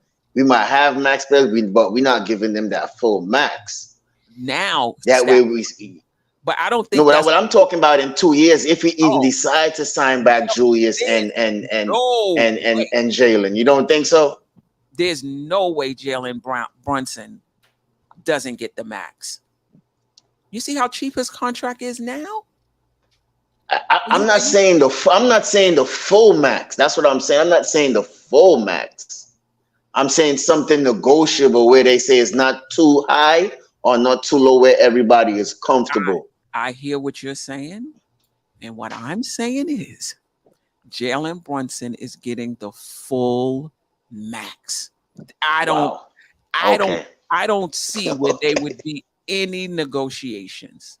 Okay. What are you negotiating for? Listen, you had me for 4 years on a cheap contract. I outplayed that contract. Now you want to negotiate with me now? No, not happening. Now, if it does happen, I'll be surprised. Randle, on the other hand, if he don't step it up in the next playoffs or 2, yeah, there will be negotiations for him. That's just my thoughts on it. Anybody else? The way Brunson been playing, man, they need to give him a raise right now. Forget about 3 years, man. Give that boy a raise. He doesn't have. There's no incentives in his contract, right, Jalen Brunson? Like RJ, yeah, of course. I think every contract has incentives. If you make the All-Star game, if you make certain All NBA. Yeah, that in his NBA clause. Let me look that up. I don't remember. I remember RJ's got incentives. It just depends on the player. Yeah, I don't remember Brunson. But even if you check it, I still think it's there. Yeah, anything can happen, Drip Moore. I mean, if he gets injured, he's not going to get the full max. So I agree with you. You know, things can happen, things can change. In a second, over time. You know, I spoke on it. Queen said the full max. You wouldn't give Brunson listen. You gave Jaylen Brown a full. Listen. I don't have nothing against him. He's a really, really good player. He can get the full max. Brunson can get the full max. If we expect him to be better than he was before, I don't come up to where it'll be a Jaylen Brown's max would be, because he hasn't made those things yet, and he hasn't made all-star. You're right, okay, but the max that you can give him, whatever the max is for him, yeah, 140% above on an extension. It's 140% of his current year's salary. Right. I think I spoke on it the other day, and I'm gonna stick to it. Yeah, he knows what he's worth. He knows what he's earned. But I do believe that Jalen Brunson is on something bigger and different than what people are looking at him for. And you just had a glance of it just yesterday. You know what I'm saying? With I don't want to jump the ship, but you just had a glance of it with Aaron Rodgers. Renegotiate his contract and save $35 million. I believe Jalen Brunson is looking to do everything he can to help put himself and his team in position to win an NBA championship. But if I'm telling you, I'm going to put that money to the side for y'all to use, and you're not using it, I need it. No, I think Jalen Brunson really, no, I'm just saying, because if I tell you, okay, if I'm worth $260 million, I say, I'm gonna take 210 and I'm gonna keep that 50 so you can fill out the roster amongst dudes where he can go get right. You know what I'm saying? Then I'm willing to do that. But if you're not filling out that roster amongst that money that, you know what I'm saying, that's going to make this team right, then I'm not going to do it. And of course, he'll be the last one to get his money, because he want to make sure they're doing the right and proper things, you know what I'm saying, around him. I think Jalen Brunson realizes that this is the greatest and biggest, and this is the greatest championship that can be won in sports right now. Not a Dallas Cowboy, not a Yankees, not the Jets will be big, but you're talking about the Knicks winning a championship. You know how humongous that would be?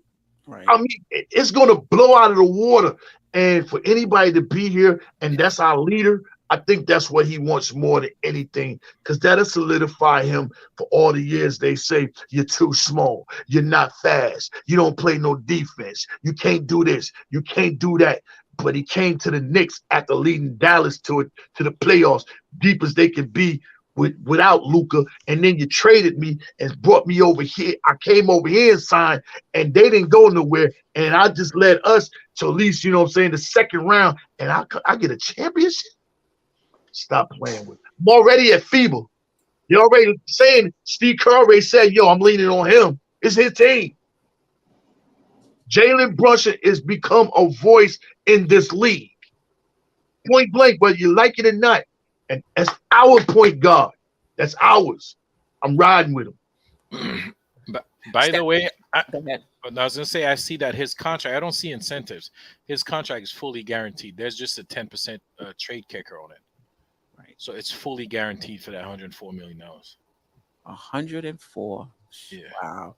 What's crazy about that though is everybody said we overpaid at the time, thinking that he was going to get paid $80 million for 4 years, and we went 104, and they said we were crazy. I remember those takes. I remember reading, they overpaid for a mediocre point guard. Well, what you think now? What you think now? That's what I'm saying. If the super max for him is like 280. I see them probably giving him at least 250. Just and I see what Jay Boogie was saying. That's what I'm saying. He's going to negotiate where he's going to have level out some money to fill out the roster. Just like that's how I feel like they're going to. I don't think he's going to get that full supermax. This is two different things. We're offering you, we're talking to you and saying you could take the max, that's on the table. But if you take a little less than the max, we could do A, B, and C.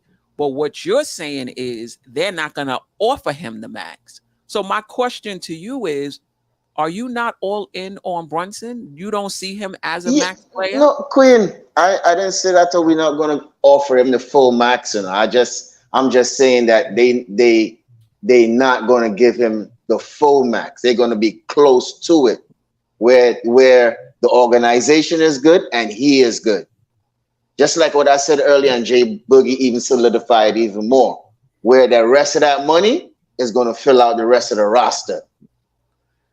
Yes, he's eligible. I understand what you're saying. You know, he deserves that full max, but knowing how they're going to go in negotiating, they're not going to give him that full 100%. Okay. You know what I'm saying? Same with Randle too. If Randle don't walk, right? A full max though. But I'm just saying though, he's not going to get, just like the contract that he got. It wasn't what he deserved. But he think he could have got a little more, but he took a discount also too. So coming up in this next negotiation, he's going to get a little kick, but he's not going to get that full kick. So Stafford, you think he's going to get another discount? I mean, they're going to deal with him right. They're going to deal with him right. As I said before, just like I said with Jalen Brunson, this is just my opinion. Of course. Just like how they deal with Jalen, they're going to deal with him also too. They're going to give him something nice where he's comfortable, the organization is good, and he is good, and where they have rest of the money to bring in players or whatever may be the case, so they could fill out the roster, so they could keep the Knicks as a playoff team every year. That's all I'm saying. I hear you. How does one player getting a max keep you from signing other players? You look at all of these teams, they have 2 players on a max, and they're still able to build out their roster. Yeah, but some of them is not even high-end role players, though, if you really look at it. Look at Phoenix. Any of those guys over there high-end role players? But they got 3 max or near. Right. But exactly. But they got minimum role players like Bowl and whoever else you want to put on that team. So that's what you're going to have to do. Go ahead, Queen. Sorry. The point I'm trying to make is they have to do that because they got 3 people on a max, right? Or on a near max, and Bill, Booker, and KD. So yeah, they don't have a lot left. But if you got one max player in Jalen Brunson, and he got to take a pay cut so you could fill out the roster. He ain't taking a pay cut. One max player. I mean, but we trying to get at least high-end role players though. That's not Brunson's problem. It doesn't keep you from I understand that's not Brunson's problem, and you totally missing my point, RJ. But what I'm saying to you is the better role players that we have is better to complement the max players that we do have. Where did Queen go? She disappeared? She bounced out. Yeah, but she'll soon come back. But let's just keep the conversation going, though. Stafford, you know what I'm saying? That's all I'm saying. Stafford, I get what you're saying. You're saying that the team will be better and all that good stuff. But Jalen Brunson, he's got to get paid, man. He is going to get paid, bro. Full max. Yeah. All right. Well, we'll see in 2 years and see what happens. We'll see in 2 years. I think we'll be able to do both. We'll see in 2 years. I think we'll be able to max him and still fill out the roster. One max player does not keep you from filling out the rest of your roster. But I'm just saying not the full max. That's all I'm saying. Not the 100%. Okay. Not the 100. The point I'm trying to make, Stafford, is 100. No, I get you. Is not I get you from filling out the rest of your roster. You know what's gonna keep us from filling out the rest of your roster? if you also max out Randle and he not that dude. Because if you got two players and they not the guys, you're gonna need more, and you ain't gonna have the money to get it.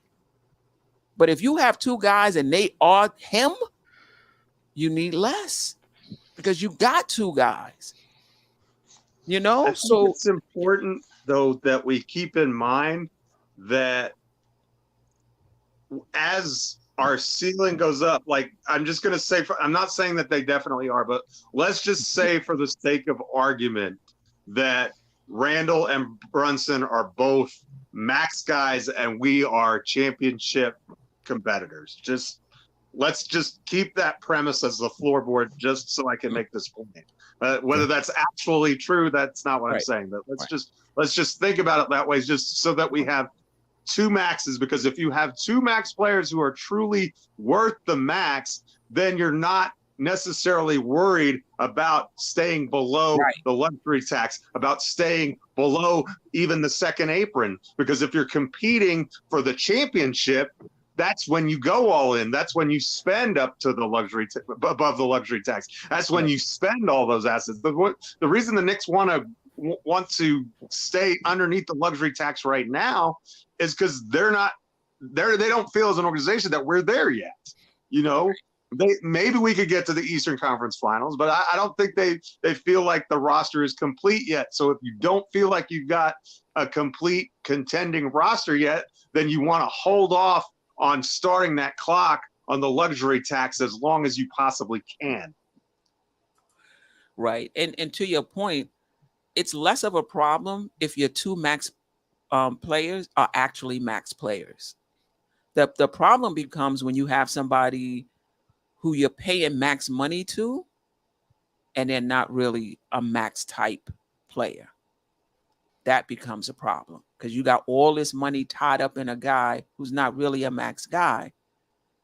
And you don't really have a lot left to go out and get more players that you're going to need because this guy you gave all the money to is not really a max guy. And I think that's where you're going to run into problems. And that's why I think as well as Julius Randle has played in the regular season,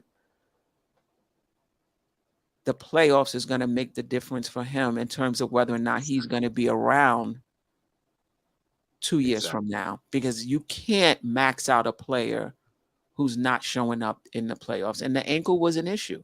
Hopefully next season he's healthy. He goes into the playoffs and we really get to see him because the organization really needs to assess him on that level.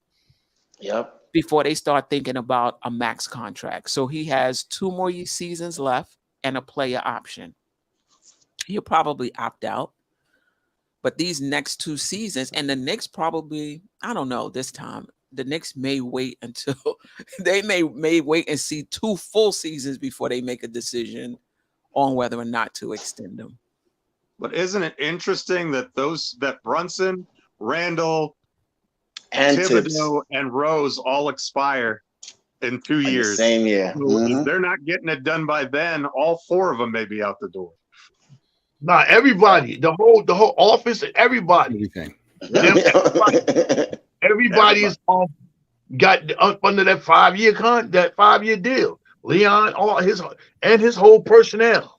So if it doesn't work, because you can best believe Jalen's going to come in sometime this point during this season or very early next season, so he can know what am I doing?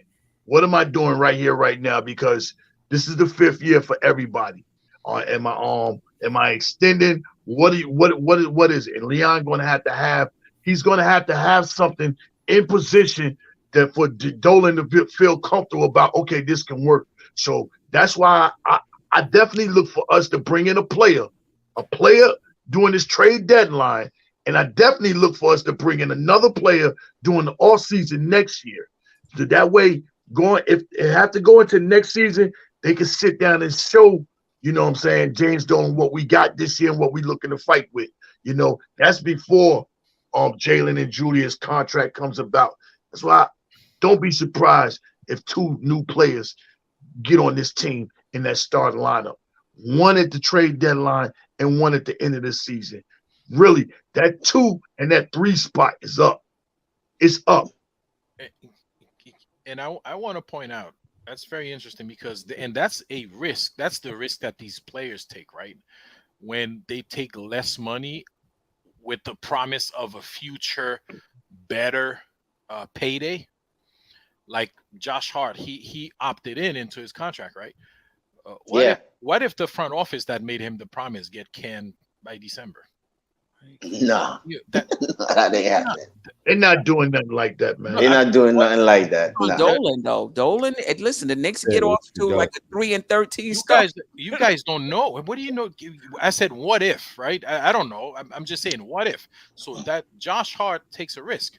So did Jalen Brunson. Well, Jalen Brunson, you know, he didn't get to that point yet. But if the next contract, they tell him, like, don't take the super max, you know, the next one will be better.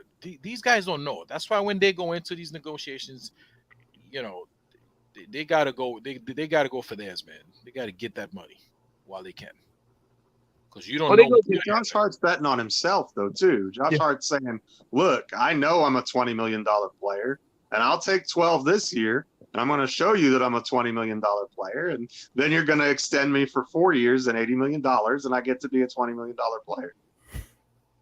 He's betting on himself. Yeah. And a lot of players, you got to have that confidence as a professional athlete to be able to bet on yourself. Now, if you have injuries and other stuff, you may make a different decision because you just want to get extra years for less money or whatever. But a lot of these guys, Emmanuel Quickley's betting on himself. You know, he thinks he can be a starter in this league. You know, these guys do it all the time. If you think that your talent is going to win out and you can show and prove, now they're not always right about that. Sometimes they cost themselves a lot of money, but then sometimes Jalen Brunson made a lot more money betting on himself. Yeah, I think if Jalen decided to bet on himself again, a lot of people gonna put money on Jalen because he already don't prove that point already. You can just ask Dallas about that. I don't think the Knicks gonna play no games about waiting. No, Jalen. That's what I'm saying. He's gonna get paid. He's gonna get paid regardless. He's gonna get paid regardless. You know, he's gonna get paid. And one thing I wanted to say to J Boogie, you know how I think if the front office gonna stay is if they extend Tom Thibodeau's contract. Right. If Tom get a next contract, you might see the front office probably even staying a little longer also too. Probably the same length. That could be some reason, but I still believe it's on Leon Rose. It's what Leon Rose has on that roster when he knock on James Dolan's office and show him what he has, because everybody is up for grabs. And 25, Leon cannot have a job. His contract, James can say, well, I'm not giving you another contract. I'll go get somebody else. You know what I'm saying? So Leon is right now he's going to have to prove to James Dolan right now that I have a team right now that I feel that we're going for the championship. 10 games short last year, one more player this year, one more player next year. 2 players to go along with Jalen and Randle before their contracts come up is what I have going on.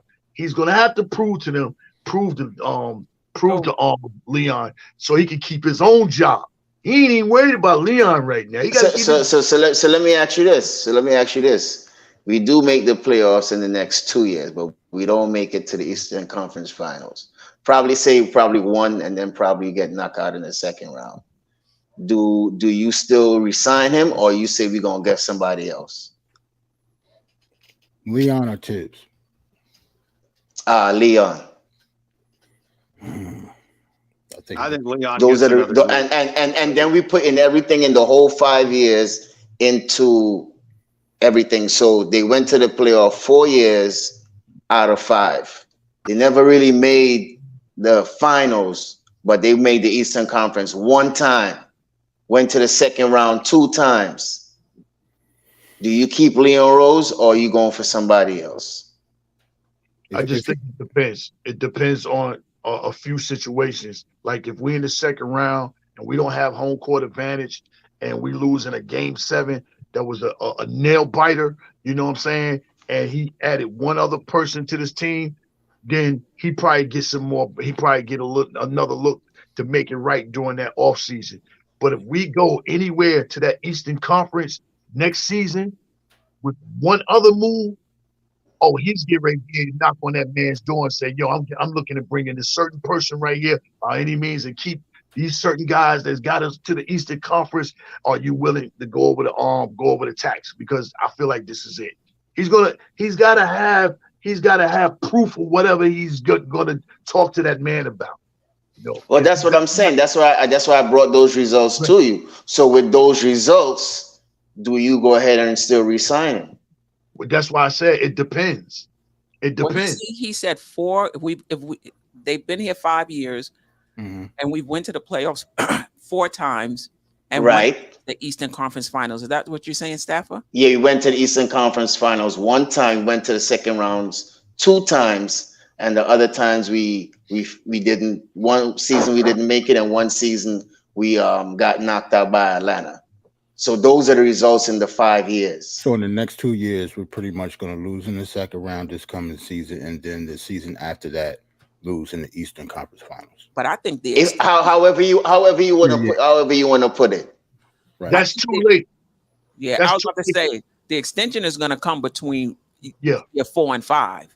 Yeah, next year, after next year. Yeah, you're not gonna go into year 5 lame duck without a contract. Exactly, Queen. Yeah, you're not gonna play. So this year, so you're saying this year is a big year for the front office and the team. Yeah, I think, and the thing basically. about it, yeah, it is. Yeah, I didn't even think about it like that. The extensions are coming or not coming next off season. Well, if you Dolan, you really don't have to extend them after next season. No, I mean, because like what as Leon Rose, let what them you go gonna to do? free agency. Yeah, as Leon Rose, what you gonna do? You have to stay until your contract is up. So yeah, I don't have to give you an extension to that at the end of the last year if I don't want to. Right. I think that just puts a lot of pressure on the front office. Because now they coaching for their jobs and they're making trades for their jobs, and maybe they're not even making it in the best interest of the team. They just making it so that they can win and get another contract, you know? Right. Not thinking about the future at all.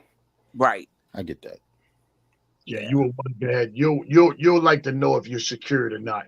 You know what I'm saying? You don't want to, go that far. And because majority of the guys that go that far without the extension, they pretty much know they're done. And they probably call them in and let them know, yo, we're moving on. That's why we haven't extended you, blah, blah, blah. So don't look to do any don't look to make any type moves. Don't make any moves because you're going up out of here. Right. Shout out to Steve Mills too, man. He was going up out of here, and he made it right for us. Shout out to Mills. Yeah. That great I don't see a scenario where we're in the playoffs 4 out of his 5 seasons after where we were when you don't see the scenario if we make the playoffs. Yeah, we're in the middle of that scenario now. 2 years, that will be 4 out of 5. That's right. We must not think we're going to make the playoffs. You don't think we're going to make the playoffs, Julius Caesar, this season and next season? Listen, if we don't make we don't make the playoffs, stay out of here. Yeah. We'll be having a different conversation if they don't make the playoffs next year. Guys, can I? I like to look at everything you guys don't look at, right? Okay. We can make the playoff the next 2 years, right? And they out of here anyway. And I'll tell you why. James Dolan is under, I'm sure you guys know that, he's under a constant bombardment of people telling him, we could do better, right? He might buy into one of those people and say, listen, these guys, they took you as far as they can. You need to change that regime to go beyond that. And he pulled the trigger. That's possible. That's possible. But Anything is possible. Especially with Dolan, anything is possible. He did. He pretty much did that with the Rangers a couple of years ago. He did. Yeah, that's true. And then you have a guy like, what's the name of the guy who just left Golden State? He might sit out 2 years. Bob Myers. Bob Myers. And let's just say he wants to get back in the organization, and you never know. Exactly. And tell Dolan, You never know. Look what I did with Golden State. You never know. Over here. You never know. It's possible. I think he still give him the benefit of doubt. You gotta know, he's made some moves, and we have won some games, and we have, had some players become all-stars and win awards and stuff like that, and the team is looking pretty good. But then, he's also been saving James some money and everything. When has it been? I mean, you don't even look for the Knicks to have a playoff team, and the most money, the highest paycheck on that team is $28 million. You know what I'm saying? You look for that money to be way up somewhere. You know what I'm saying? At least your best player, that's an all-star. So, he's been giving out good contracts, whereas I just think James, would give him the benefit of doubt to prove it to me or something before he just make a decision and just go off, for no reason at all, just to go ahead and get rid of him. When Leon is done, he's done perfectly good by James Dolan. You know what I'm saying? As far as the money. Because he's been known, everybody know that James Dolan to give you that money. But what point in time has it been since Leon been on this team, whereas James had to go ahead and really go in that bag and give it to somebody? He hasn't. So $28 million Julius is making this year. It's not a lot of money compared to some of the other contracts I don't see people making. Yeah, no doubt. And as an owner too, even though he wants to win, at the same time, he wants to also make sure that people come in the seats. That's one of the first things too, because without people in the seats, you can't pay nobody. So you see, once you have, as he said early in the season, right? He wants the team to make the playoffs. Now that's just generating another set of another season for him to make money. Because if you can imagine those suites and one seat down the floor, how much it costs. So you got to put that into perspective too, Jay Boogie. I totally agree with you. You see, once you saving him money and you putting money in his pocket, those are the things that he look at also too. Not saying winning is not a priority and it's just all about the money, but that is a next important thing to an owner when you own a franchise, is that you want every single seat in that arena filled every night. But that's going to happen anyway, because that's just how Knicks fans or corporations, that the Knicks sell out even when they were terrible. Mm-hmm. Yeah, which is true. 12 games a year in the playoffs, that's a lot of extra cash. Going into the playoffs is extra cash. Every time in other words, if he makes the playoffs the next two seasons, and let's just say we even, we only make it to the first round, but we go 7 games, and so that was 3. That's money in his pocket. Games. That's a lot of money for a player, and that's just gate. We're not talking about anything else. We're just talking about selling tickets. That's a lot of money. Yeah, and that's what I said the first time, right? Imagine how much are those suites and those floor seats. It's ridiculous. What did we pay? What I mean?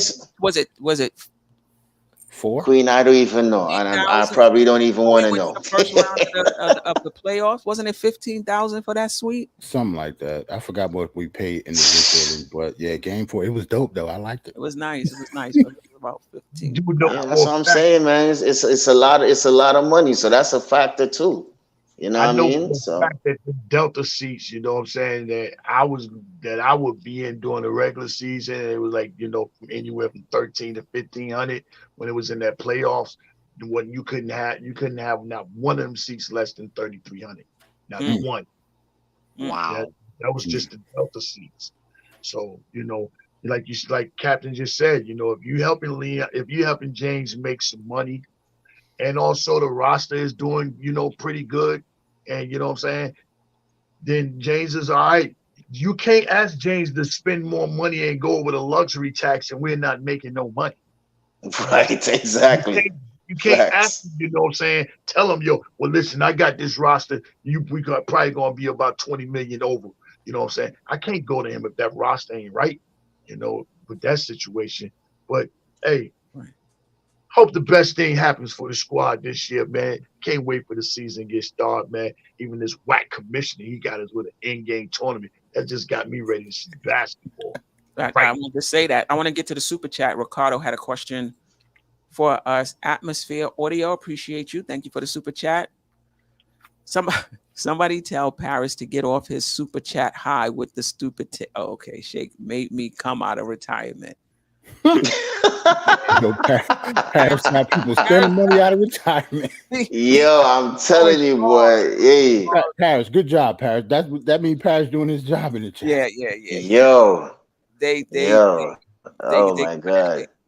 Hey, yo, Aggie, what's up? What we looking like, man? What we looking like on the numbers? Yeah, What's up? I ain't getting no Man, light. I don't know. What's Yeah, they killing me tonight, man. We're 78 out of. We ain't even hit that 100 yet, man. We've been on for a couple. Shout out to the chat, man. JJ, Keith Turner, Mega New York. Who else? Ricardo, who else is in there? Knicks 100. Ricardo. Knicks on the nice. The biggest. Yeah, no doubt. Yeah, Juju. What is it? Juju Caesar. Juju Caesar. Juju Caesar. You know. Yeah. Shout out to the chat, man. Nick Yak, Nick 100, GM, all of those guys, man. But why Geraldine.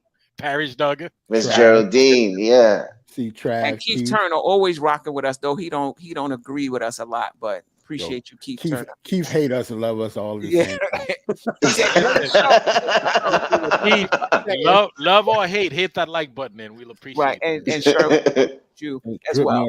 Yeah, showing. Big up showing.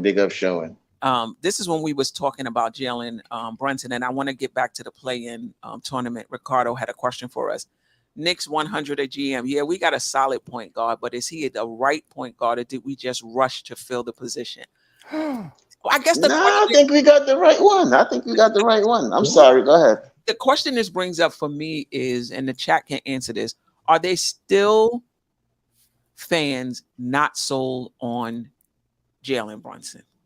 Because say, did we not get the right one? I feel like for once in my life, we hit the jackpot. Like something broke right for the Knicks. Doesn't usually happen to us. I don't like it's certain, I'll call him my point guard, so I don't even I can't even fathom how you can't see how good Jalen Brunson is. He's the right one at the right time for the right price. It's all good. Facts. Yeah. I mean, I guess some people he's too short, so he's not going to really lie. I think it was Dripmore. Correct me if I'm wrong. You don't pay a max to a short guy like that because they don't usually finish out their contracts or something like that. He said. Correct me if I'm wrong.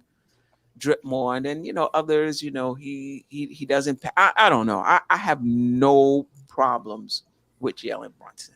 He doesn't pass, Queen. Like you said, if he keep passing, the guys keep not doing anything with the ball. He has 6 assists with no shooters, but he don't pass the ball. Who is he gonna pass to? Exactly. Take the shot yourself. Or just ask yourself, if he's not on this team last year, where were you at? Right. Just let it marinate for a moment on yourself before you even give up an answer. Where would the Knicks have been without Brunson on this team last season? Jay Boogie, the guy almost single-handedly, almost by himself, beat the Miami Heat Game 6. Almost. Like if he had like two baskets from anybody else on the team, we probably wouldn't have lost that game. I mean, I don't know how he's not the right point guard. If Jalen Brunson is not here last season, trust. We lottery. Damn. Yeah, we lottery. We lottery last year. If Jalen Brunson is not on this team last year, we'll lottery. Jalen Brunson is not on this team last year, Josh Hart is not here. If Jalen Brunson is not on this team last year, Julius is not an all-star. All those factors play in position because this dude was here last year, and it allows other people to do other things. You know what I'm saying? All we need is RJ to get himself together, pray. We get it together. You know what I'm saying? But with this guy here, This guy right here, man. I mean, they was throwing the sink at him. It didn't even matter. Jimmy didn't even want no parts of him. Nobody could stop him in Miami. You know what I'm saying? And he got a lot of his reps early in the season. And you remember every time we played Toronto, Toronto was the longest wingspan defensive team it was in the league. You know what I'm saying? Putting them guys out there. You remember they used to put them guys out there on him. Barnes. What's the other dude that was coming off the bench? All day long, they trapping. I seen them usually trap with Barnes and OG on him trying to get the ball out of his hand at half court in the second quarter. Who does that? It ain't the playoffs. This guy here, man. Queen said it best. Finally, something went our way. And I'm not going to be a part of the group to try to figure out, does he deserve to be here? You kidding me? You kidding me? Yeah. And Sherman pointed out earlier that he's not eligible for a Supermax because he hasn't made an All-NBA team. By the time his contract comes around, he will be. See, all you gotta do is make the All-Star team this year. He'll be eligible like Halliburton for that 250, 260. I think it's the All-NBA. Yeah. No, but Halliburton didn't make the All-NBA, right? He didn't. All-Star. Nah, All-Star. You mean the All-Star game? Different tiers. All-Star is one tier for a max tier, and oh, it is okay. And then the All-NBA is another. Okay, right. Super max. Unless Jalen Brunson's hurt this year, he's making an All-Star. Yeah. We don't want no juju on this team, man. So we are going to be fully healthy going into the season, man. Ricardo wants to know what do we think about the in-season tournament. I was just looking at it. It seems mad complicated. You gotta think. No, it's like it's just like I know you're not into the whole soccer thing. Mm-hmm. It's like a Premier League thing where they have like just a small league tournament, and then like the what is it? The big game is like the oh my goodness. Just say for instance the big game is the World Cup, just like the NBA finals. So you win like the small trophy, which is the NBA tournament trophy, right? Because you went through that league or whatever, and you was the best team, and then after you play towards the final goal, which is winning the NBA finals. So I mean, I it's something different. I find this very interesting. I'd like to see how it play out. I seen our bracket. I think we got Milwaukee, Miami, and Charlotte, I believe, in our bracket. Is somebody else? I think it's 5 teams in the bracket, if I'm not mistaken. I think it's either 4 or 5, one out of the two. Right. So once we win, we advance, and then after like a semifinals, and then a quarterfinal. So and then it says that the tournament will tip off November 3rd. The championship game is December 7th. And the semifinals is the championship game is December 9th. The semifinal game is December 7th. And those games also too go towards the regular season game also too. Yeah. Just to put that in. Quick question. So that's before the All-Star, right? Yeah. Yes. And that's before the trades and all that going, right? Yes. So get ready to be able to find out some real serious information along with this, this incoming tournament that's about to happen. It's going to put a lot of people in a whole lot of uncomfortable positions, and it's going to put somebody in position to know exactly where you are. But Jay Boogie, the thing about it is going to be a lot of trash talking. That's what I'm looking for also too. The trash talking with the teams, because you're going to have some teams where it's like super dead.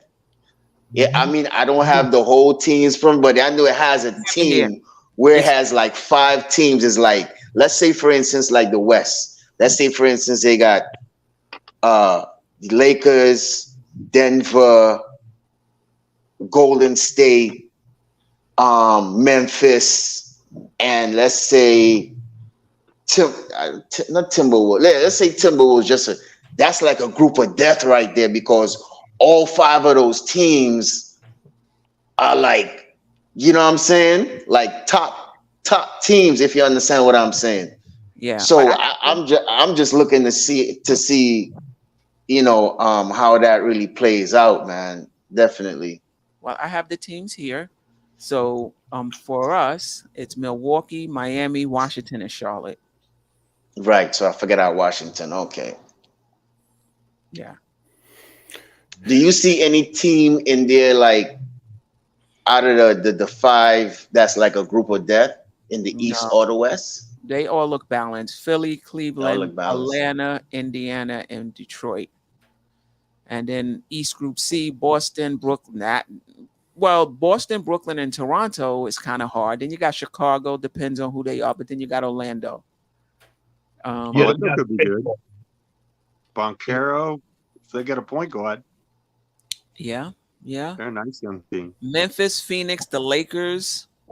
Ooh. Utah, and Portland. Now, well, you see, if boy, let me see. I like that. You see, that could be a group of death right there. Portland, not, you know, but Utah is an upcoming team. But those 3 names that you just called right there, The first 3, yeah. Yeah. That's like if in soccer terms, if anybody know, it'd be like a Manchester City, Manchester United with an Arsenal and a Chelsea. You know what I mean? 4 top teams. Well, those You two, know? I think. Well, Memphis, remember, 25 games without. By the time, so Ja won't be back for this tournament. Right. He's the championship is December 9th. He's going to be out 25 games. Maybe. Yeah, he'll be back. He might be back. Yeah. It's way back. Yeah. They probably would have played 25 October, November. How many games you play a month? 3 times 4 is just 12. I would say 12 to 15 games a month, maybe. A month.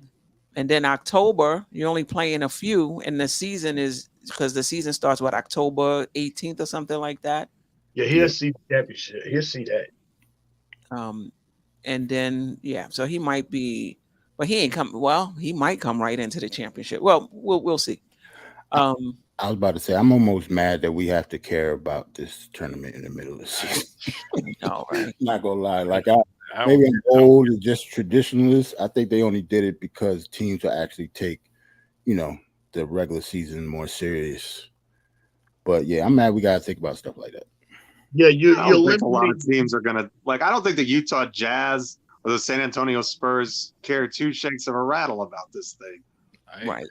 You know what I mean? I don't know how. Maybe it'll take off with the players, but it just seems like a cheap gimmick to me. Like I don't even care about it.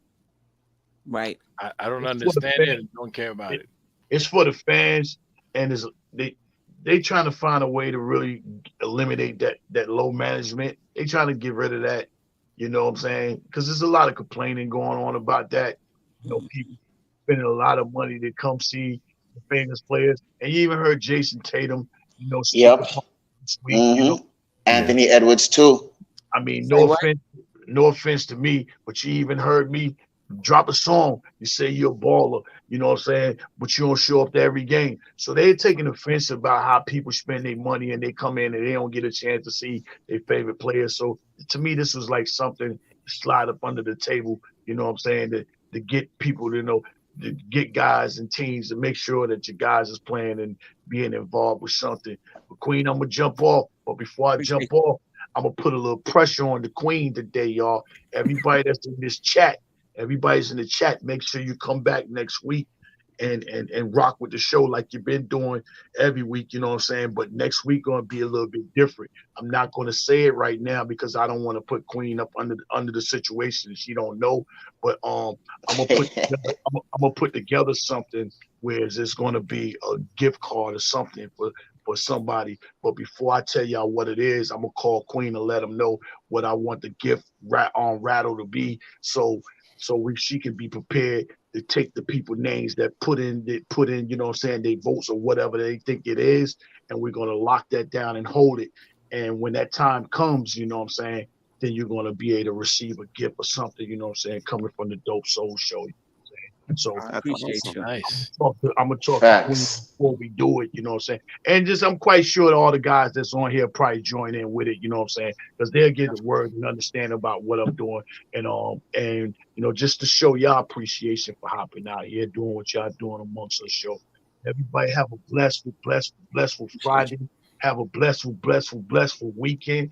And you know what I'm saying? Shout out to, you know what I'm saying, the Giants, even though it ain't fair, but we got my man Saquon back. Let me shout that out. Second thing is, I'm taking all bets. I'm taking Bud this week. Anybody that don't like Bud, Chicken I'm real Bud. easy to get at this week. I'm real easy to get at this week. You know what I'm saying? I need to come up. All your Spence guys have been waiting on it. I like Nah, Bud. I'm rolling with Bud too, man. I'm rolling with Bud too. I'm rolling with Bud too. Tough. That's tough. But y'all have a great weekend, man. I love Appreciate you as always. All right, Peace, Jay. brother. Yeah, bless up, J Boogie. Blessings. I'll call you tomorrow, Queen. I appreciate it. No doubt. All right. Hey, Steph, I have a Yeah. quick question. Yes. We win the tournament. What we doing? Nah, That's what I'm saying. Like what's the marching orders? Are we supposed to be excited about this fake championship or what? yeah. I mean, it's bragging rights to be the first franchise to win the in-season tournament, We gonna get which is crowned, Stafford. which is good, which is all right. I think But at if the we at win- the same time, you know, it's gonna be a good morale for the team. You know, knowing that we could go through a tournament and sticking together and winning it all the way. So I think that's just bring more continuity with the team and trying to see how we could get to the bigger goal, which is the NBA Finals and winning that Larry Bryant Trophy. I think if we win this tournament, we go get clowned. Yeah. Oh yeah. Because Clown. Yes. Why would we get clowned though? So if the other team win, they wouldn't get clowned? We gonna clown them too? Or just because we the Knicks, we gonna get clowned? Because Yes, we that's the the Knicks. reason. Because we the Knicks. Oh. It's We like, haven't won a championship in 50 years. If we win this shit the first year, Oh, I see what you're saying. I see what you're saying. right, it's The negative side of it. I see. Okay. It's like if we win the summer league, they'd be like, ha ha ha, they won the Right. summer league. Right. And They then, get rid of that thing so fast. They'd be like, "That was a terrible idea." The Knicks one, we're not doing that anymore. Salute to Pudge. Pudge said we need something. yeah. Hold on to something. I heard them saying that there's not a lot of fan engagement before Christmas. Like they noticed that after Christmas is when a lot of the fans start watching the game. So they wanted to put something in early so that they can get more viewership. I have a question. Oh, go ahead. No, because soccer season is going on too. Then you have baseball playoffs that's going on. I don't think no, I think I mean, there's other. I mean, I'm just saying though. There's a possibility other sports is going on also too. Yeah. Football season's going on. Football season, you know. Yeah. I got to ask this question because it came up twice, and then we can get out of here. Met Knicks will win 60 games this year if Coach Tibbs plays the best players on the roster. He said the efficient ones. And then somebody else said earlier in the show. Well, I would say to answer that one, who didn't? Like, I'm trying to think who didn't. Well, let me just get this. Okay. Because somebody else said the same. Most High Mansa Dushan. Tibbs doesn't always play the best players. Are you talking about RJ when the guy was talking about somebody who's not efficient? Yeah, I don't get it. I was just gonna say the only person I was maybe if you were like a big Obi fan, like people was thinking that he should have got more time over Randall.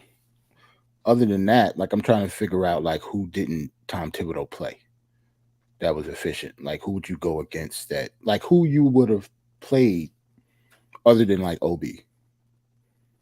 And that's just an argument Why because Obi? that's just the only reason for Obi as an argument is because we picked him 8th overall. So I can see why people would want to see him. You know what I'm saying? Regardless if he deserved minutes or not, I can see why someone would say that if you have that type of mindset. But other than that, I don't see who he would have played over anybody who he did play. Like I don't. So let's go down the line because they want to know. So there's Derrick Rose. Do we put in Derrick Rose? No. No. All right. Do we put in Fournier? Maybe he met that. Do we put in McBride? No.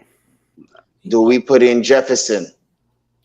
No. Jeff, I had to think. Do we put in Trevor Keels? Who is that? Do we put in Trevor Keels? No. For sure, no. No. Do we put in my Luke, whoever his name was before he got traded? No. The long, I don't know if he was a power forward or a small forward. You talking about Steve? Yeah, Svi. Do we put in him? No.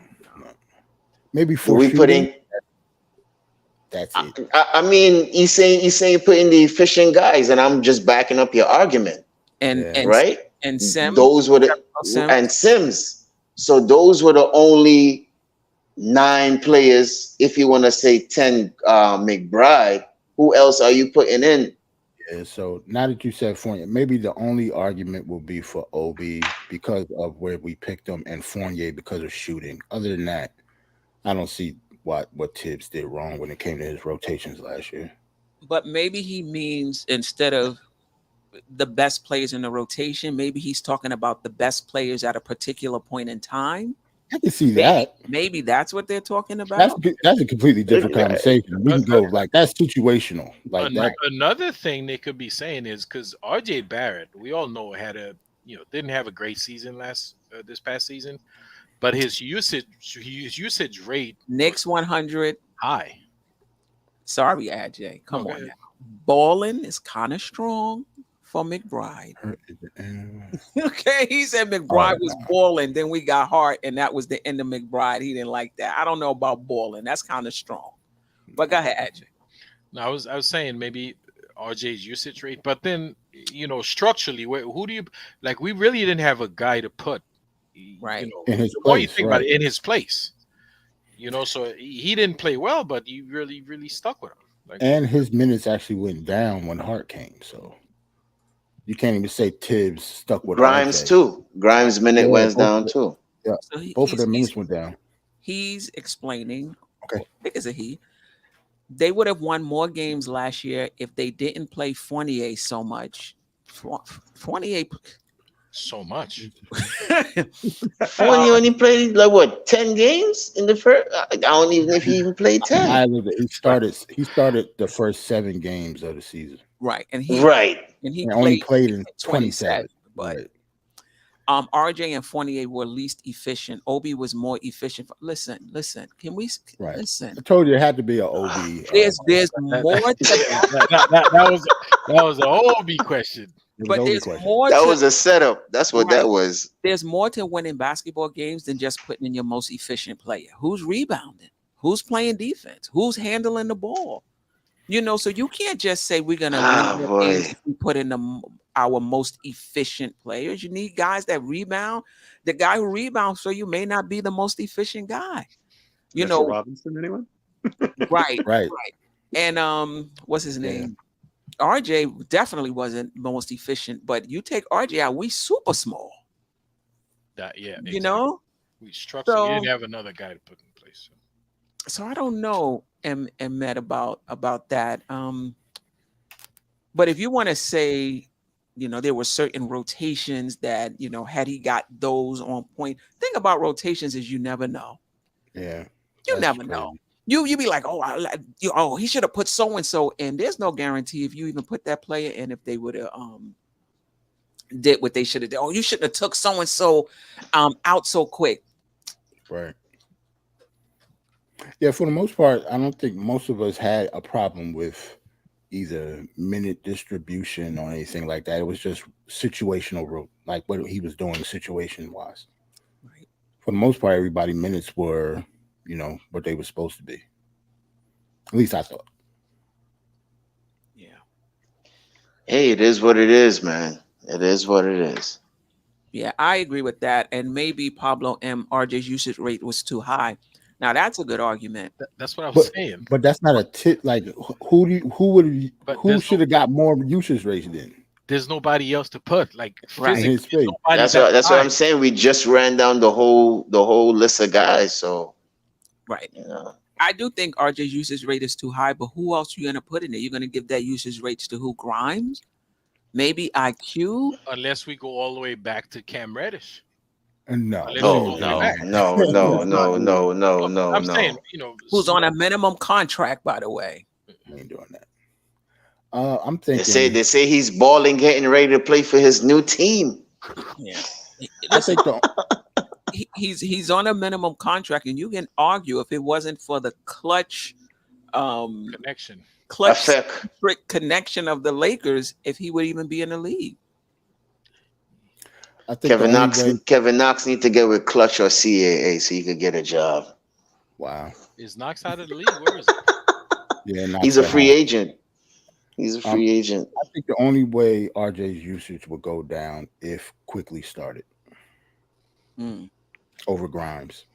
Other than that, nobody else is going to take RJ's usage away from him. Not in that starting five. Josh Hart, like if maybe more minutes for I don't know. Josh Hart's not going to hit a usage Yeah, monster. Even if he wouldn't be using either. He's just like Grimes. Like they will, be there for other stuff, not usage. Like they don't shoot it up. They ain't soaking up usage either one. Jarrell's right. Right. It would have to be IQ or Dante DiVincenzo. I didn't think about like he could too. I don't see DiVincenzo as that guy either, though.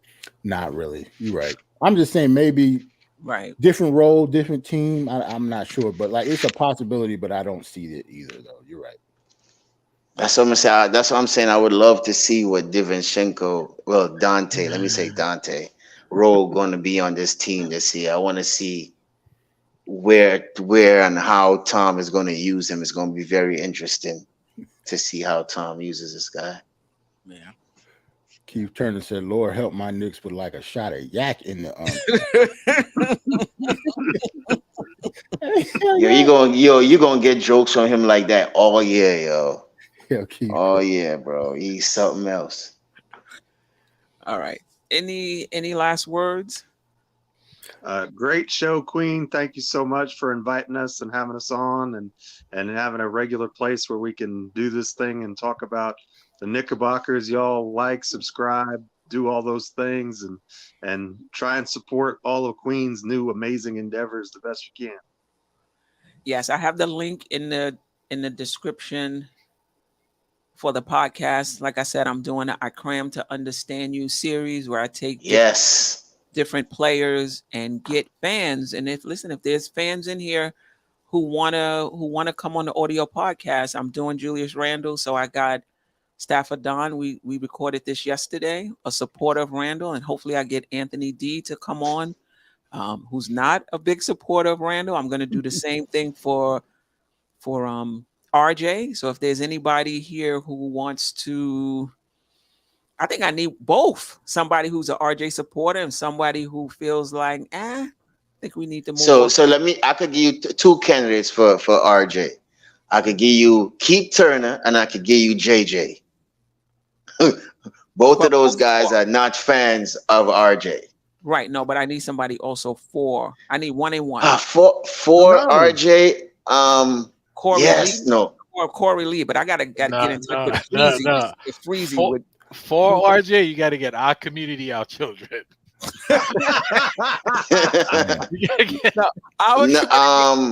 No, there's one more person, yo. He's on Freezy show though. I forgot his name. He's on Freezy show. He's a big RJ fan, yo. I forgot his name. Corey Lee is one of them.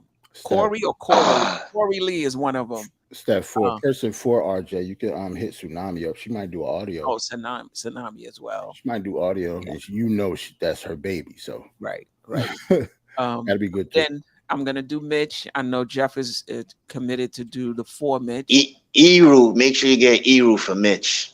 But the thing about it is, for Mitch, I don't want people to come on and just be like, this guy sucks, get rid of him. Yeah, like, I just need a able to articulate a little more than this guy sucks, get rid of him. You don't have to get into the stats, the advanced stats. All right. You don't have to do that. But I'm ready for that Ant D one because he had you arguing before the show even started. Right. Yeah, so that's what I'm saying. So Ant D, once you make sure you listen to my podcast with the Queen about Randle. Because I know you're going to have some disagreements. Make sure you jot it down and then come back. And I know Queen going to ask you the same questions.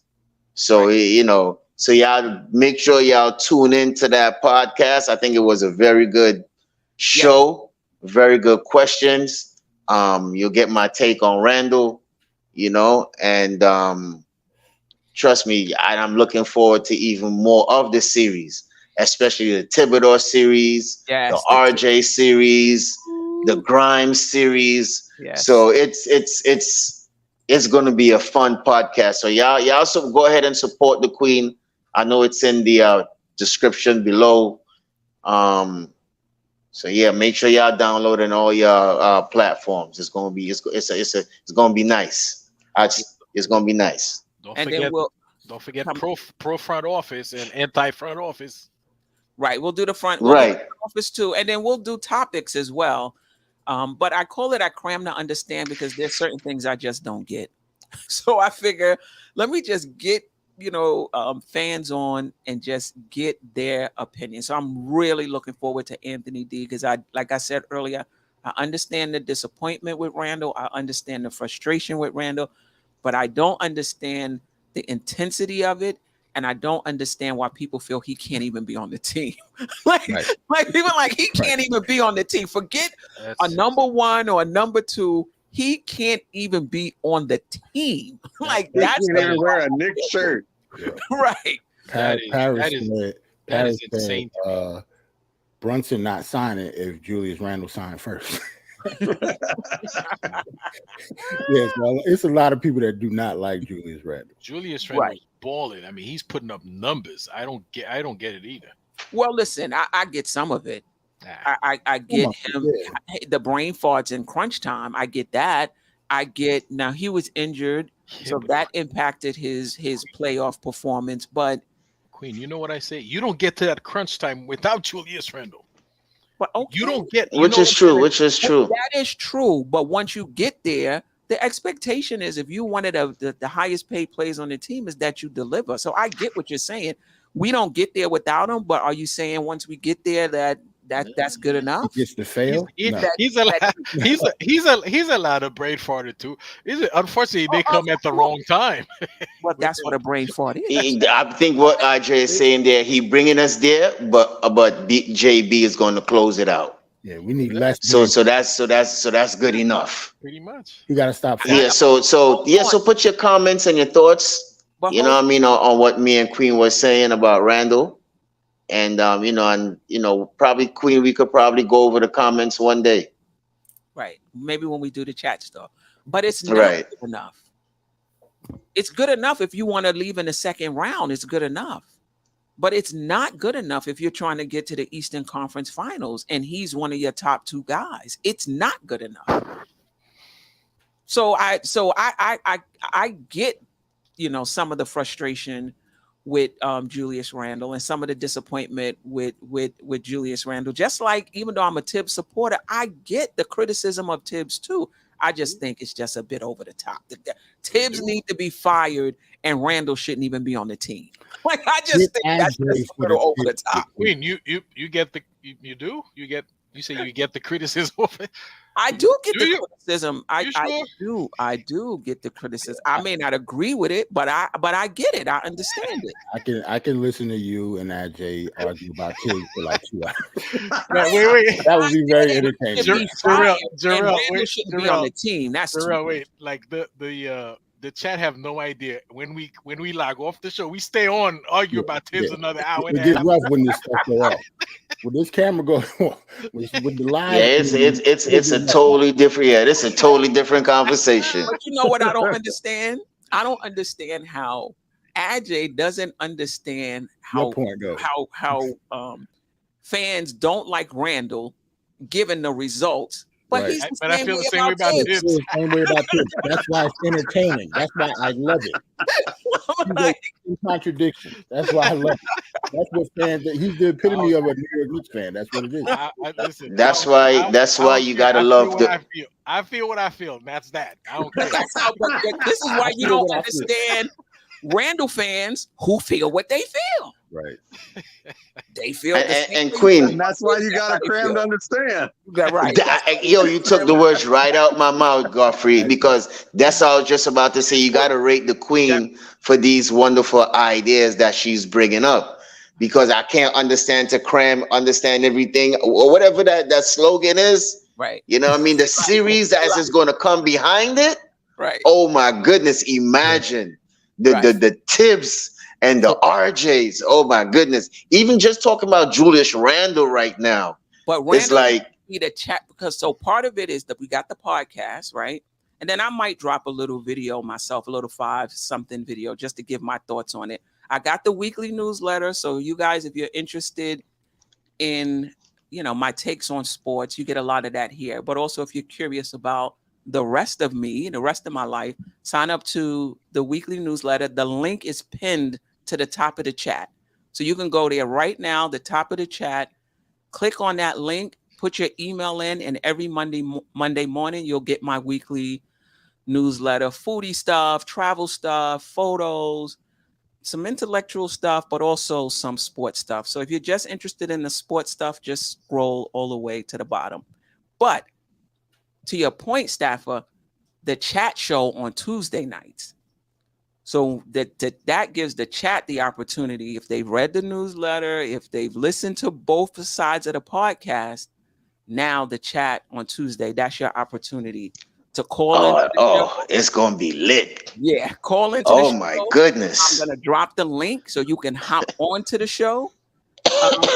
And for 2-3 minutes and give your opinion. And you can also, if you have any questions, you can DM me or email me any questions. Tuesday is your time. Right? You hear that, chat? Tuesday is your time. The light is on y'all, how y'all feel. We want y'all opinions, how y'all think, y'all thoughts on the various topics. Yeah, man. And certain people too who's been quiet. I want to hear from y'all, man. The JJs, the Keith Turners, the what's it? Cox. Who else is in there? Yeah. You know what I mean? Kerry Cox. All of y'all. I want all of y'all to call up, man. Yeah. Ashley, you know what I mean? Paris Duggar, and Paris Duggar, is especially Paris. Yeah. Because I know he gonna rub a lot of people the wrong way when he talk, but we still want that smoke. We still want that smoke. So everybody call up, man. Call up. Let's make the channel exciting. Let's bring fun to it. You know what I mean? So it's all good. Shout out to the what did Keith Turner said? He said, "Let me start writing my stuff down." That's right. Yep. Write it down. You got to be sharp up here. Got to be sharp when you come up here. We'll probably go a little earlier. Yeah, man. We want that support. Yeah.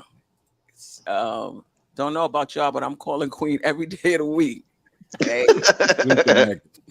Yeah, salute to Mega too, man. Yeah, man. Salute Mega, man. Yeah, Mega. We even want to hear from you too, Mega. Or even you too. Mega always in his support, man. Shout out to Mega. Yeah, man. Yeah. Yeah, man. The Grimes fans, like the JJs, You know what I mean? We do Grimes. I would definitely like Yeah, to. I mean, And even he don't like RJ too. We still want to hear his input on RJ too. So Listen, I haven't seen Our Community, Our Children in the show. I Somebody think please holler. I think they've pegged. Is that a he or she pegged this as an anti-RJ show? So they don't come on anymore. Well, that's what I was gonna say. If somebody know how to get in touch with him or her, tell them, listen, it's time to come on the show and let it out.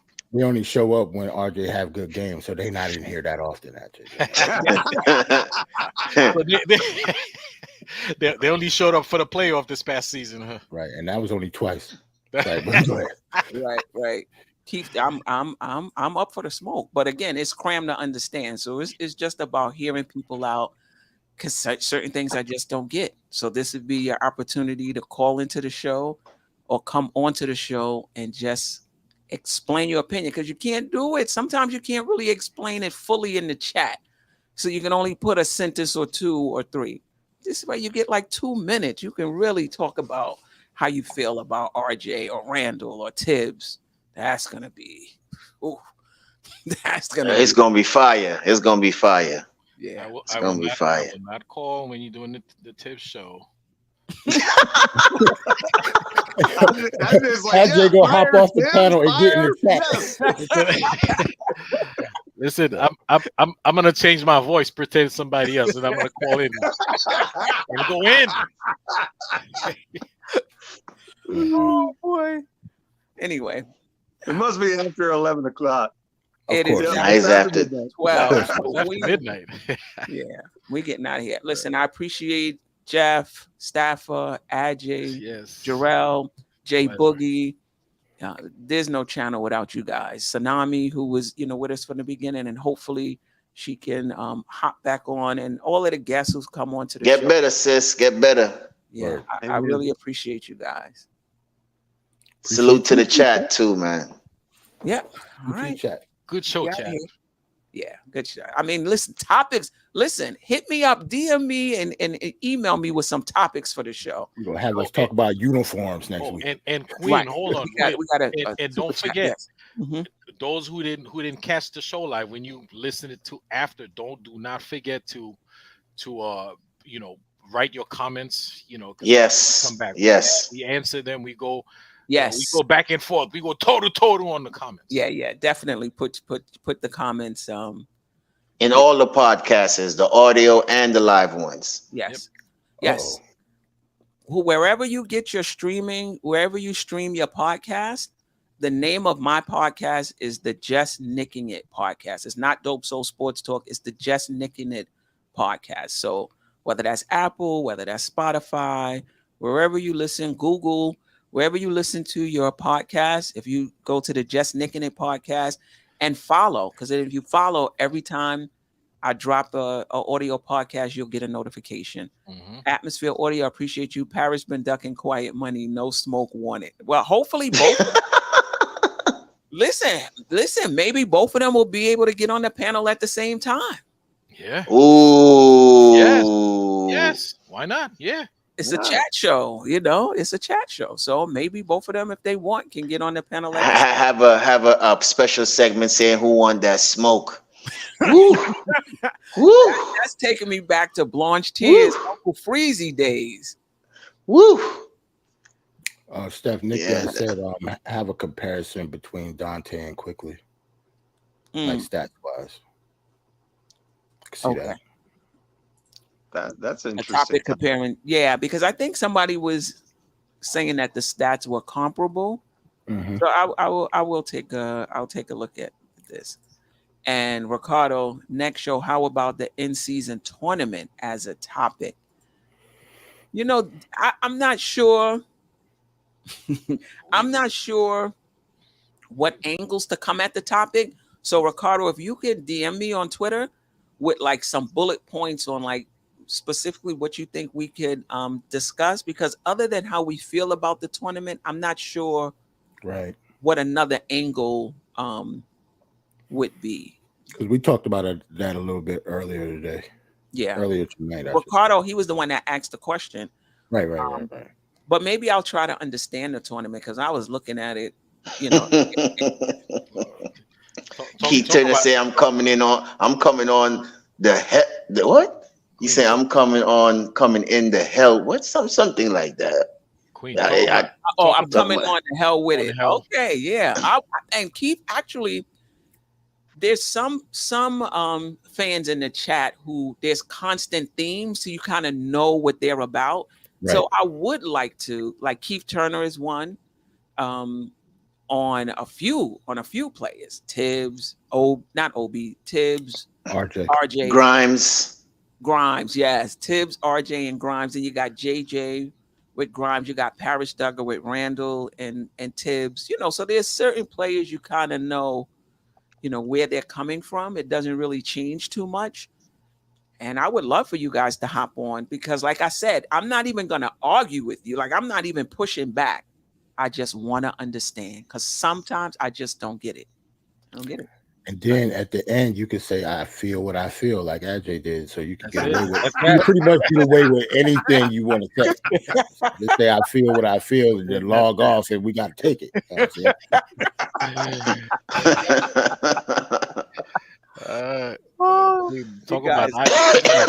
Talk about I cram to understand. I cram to understand the playing tournament. I don't get it. Yeah, that could be the topic right there. Right. Anyway, until next time, family. Appreciate you. Heart I love. You tune in, that means you're feeling the vibe. The bell rung, you already been subscribed. Right now, the queen, she on live. Please pull over the whip, no phoning when you drive. Dope Soul sporting with the talk.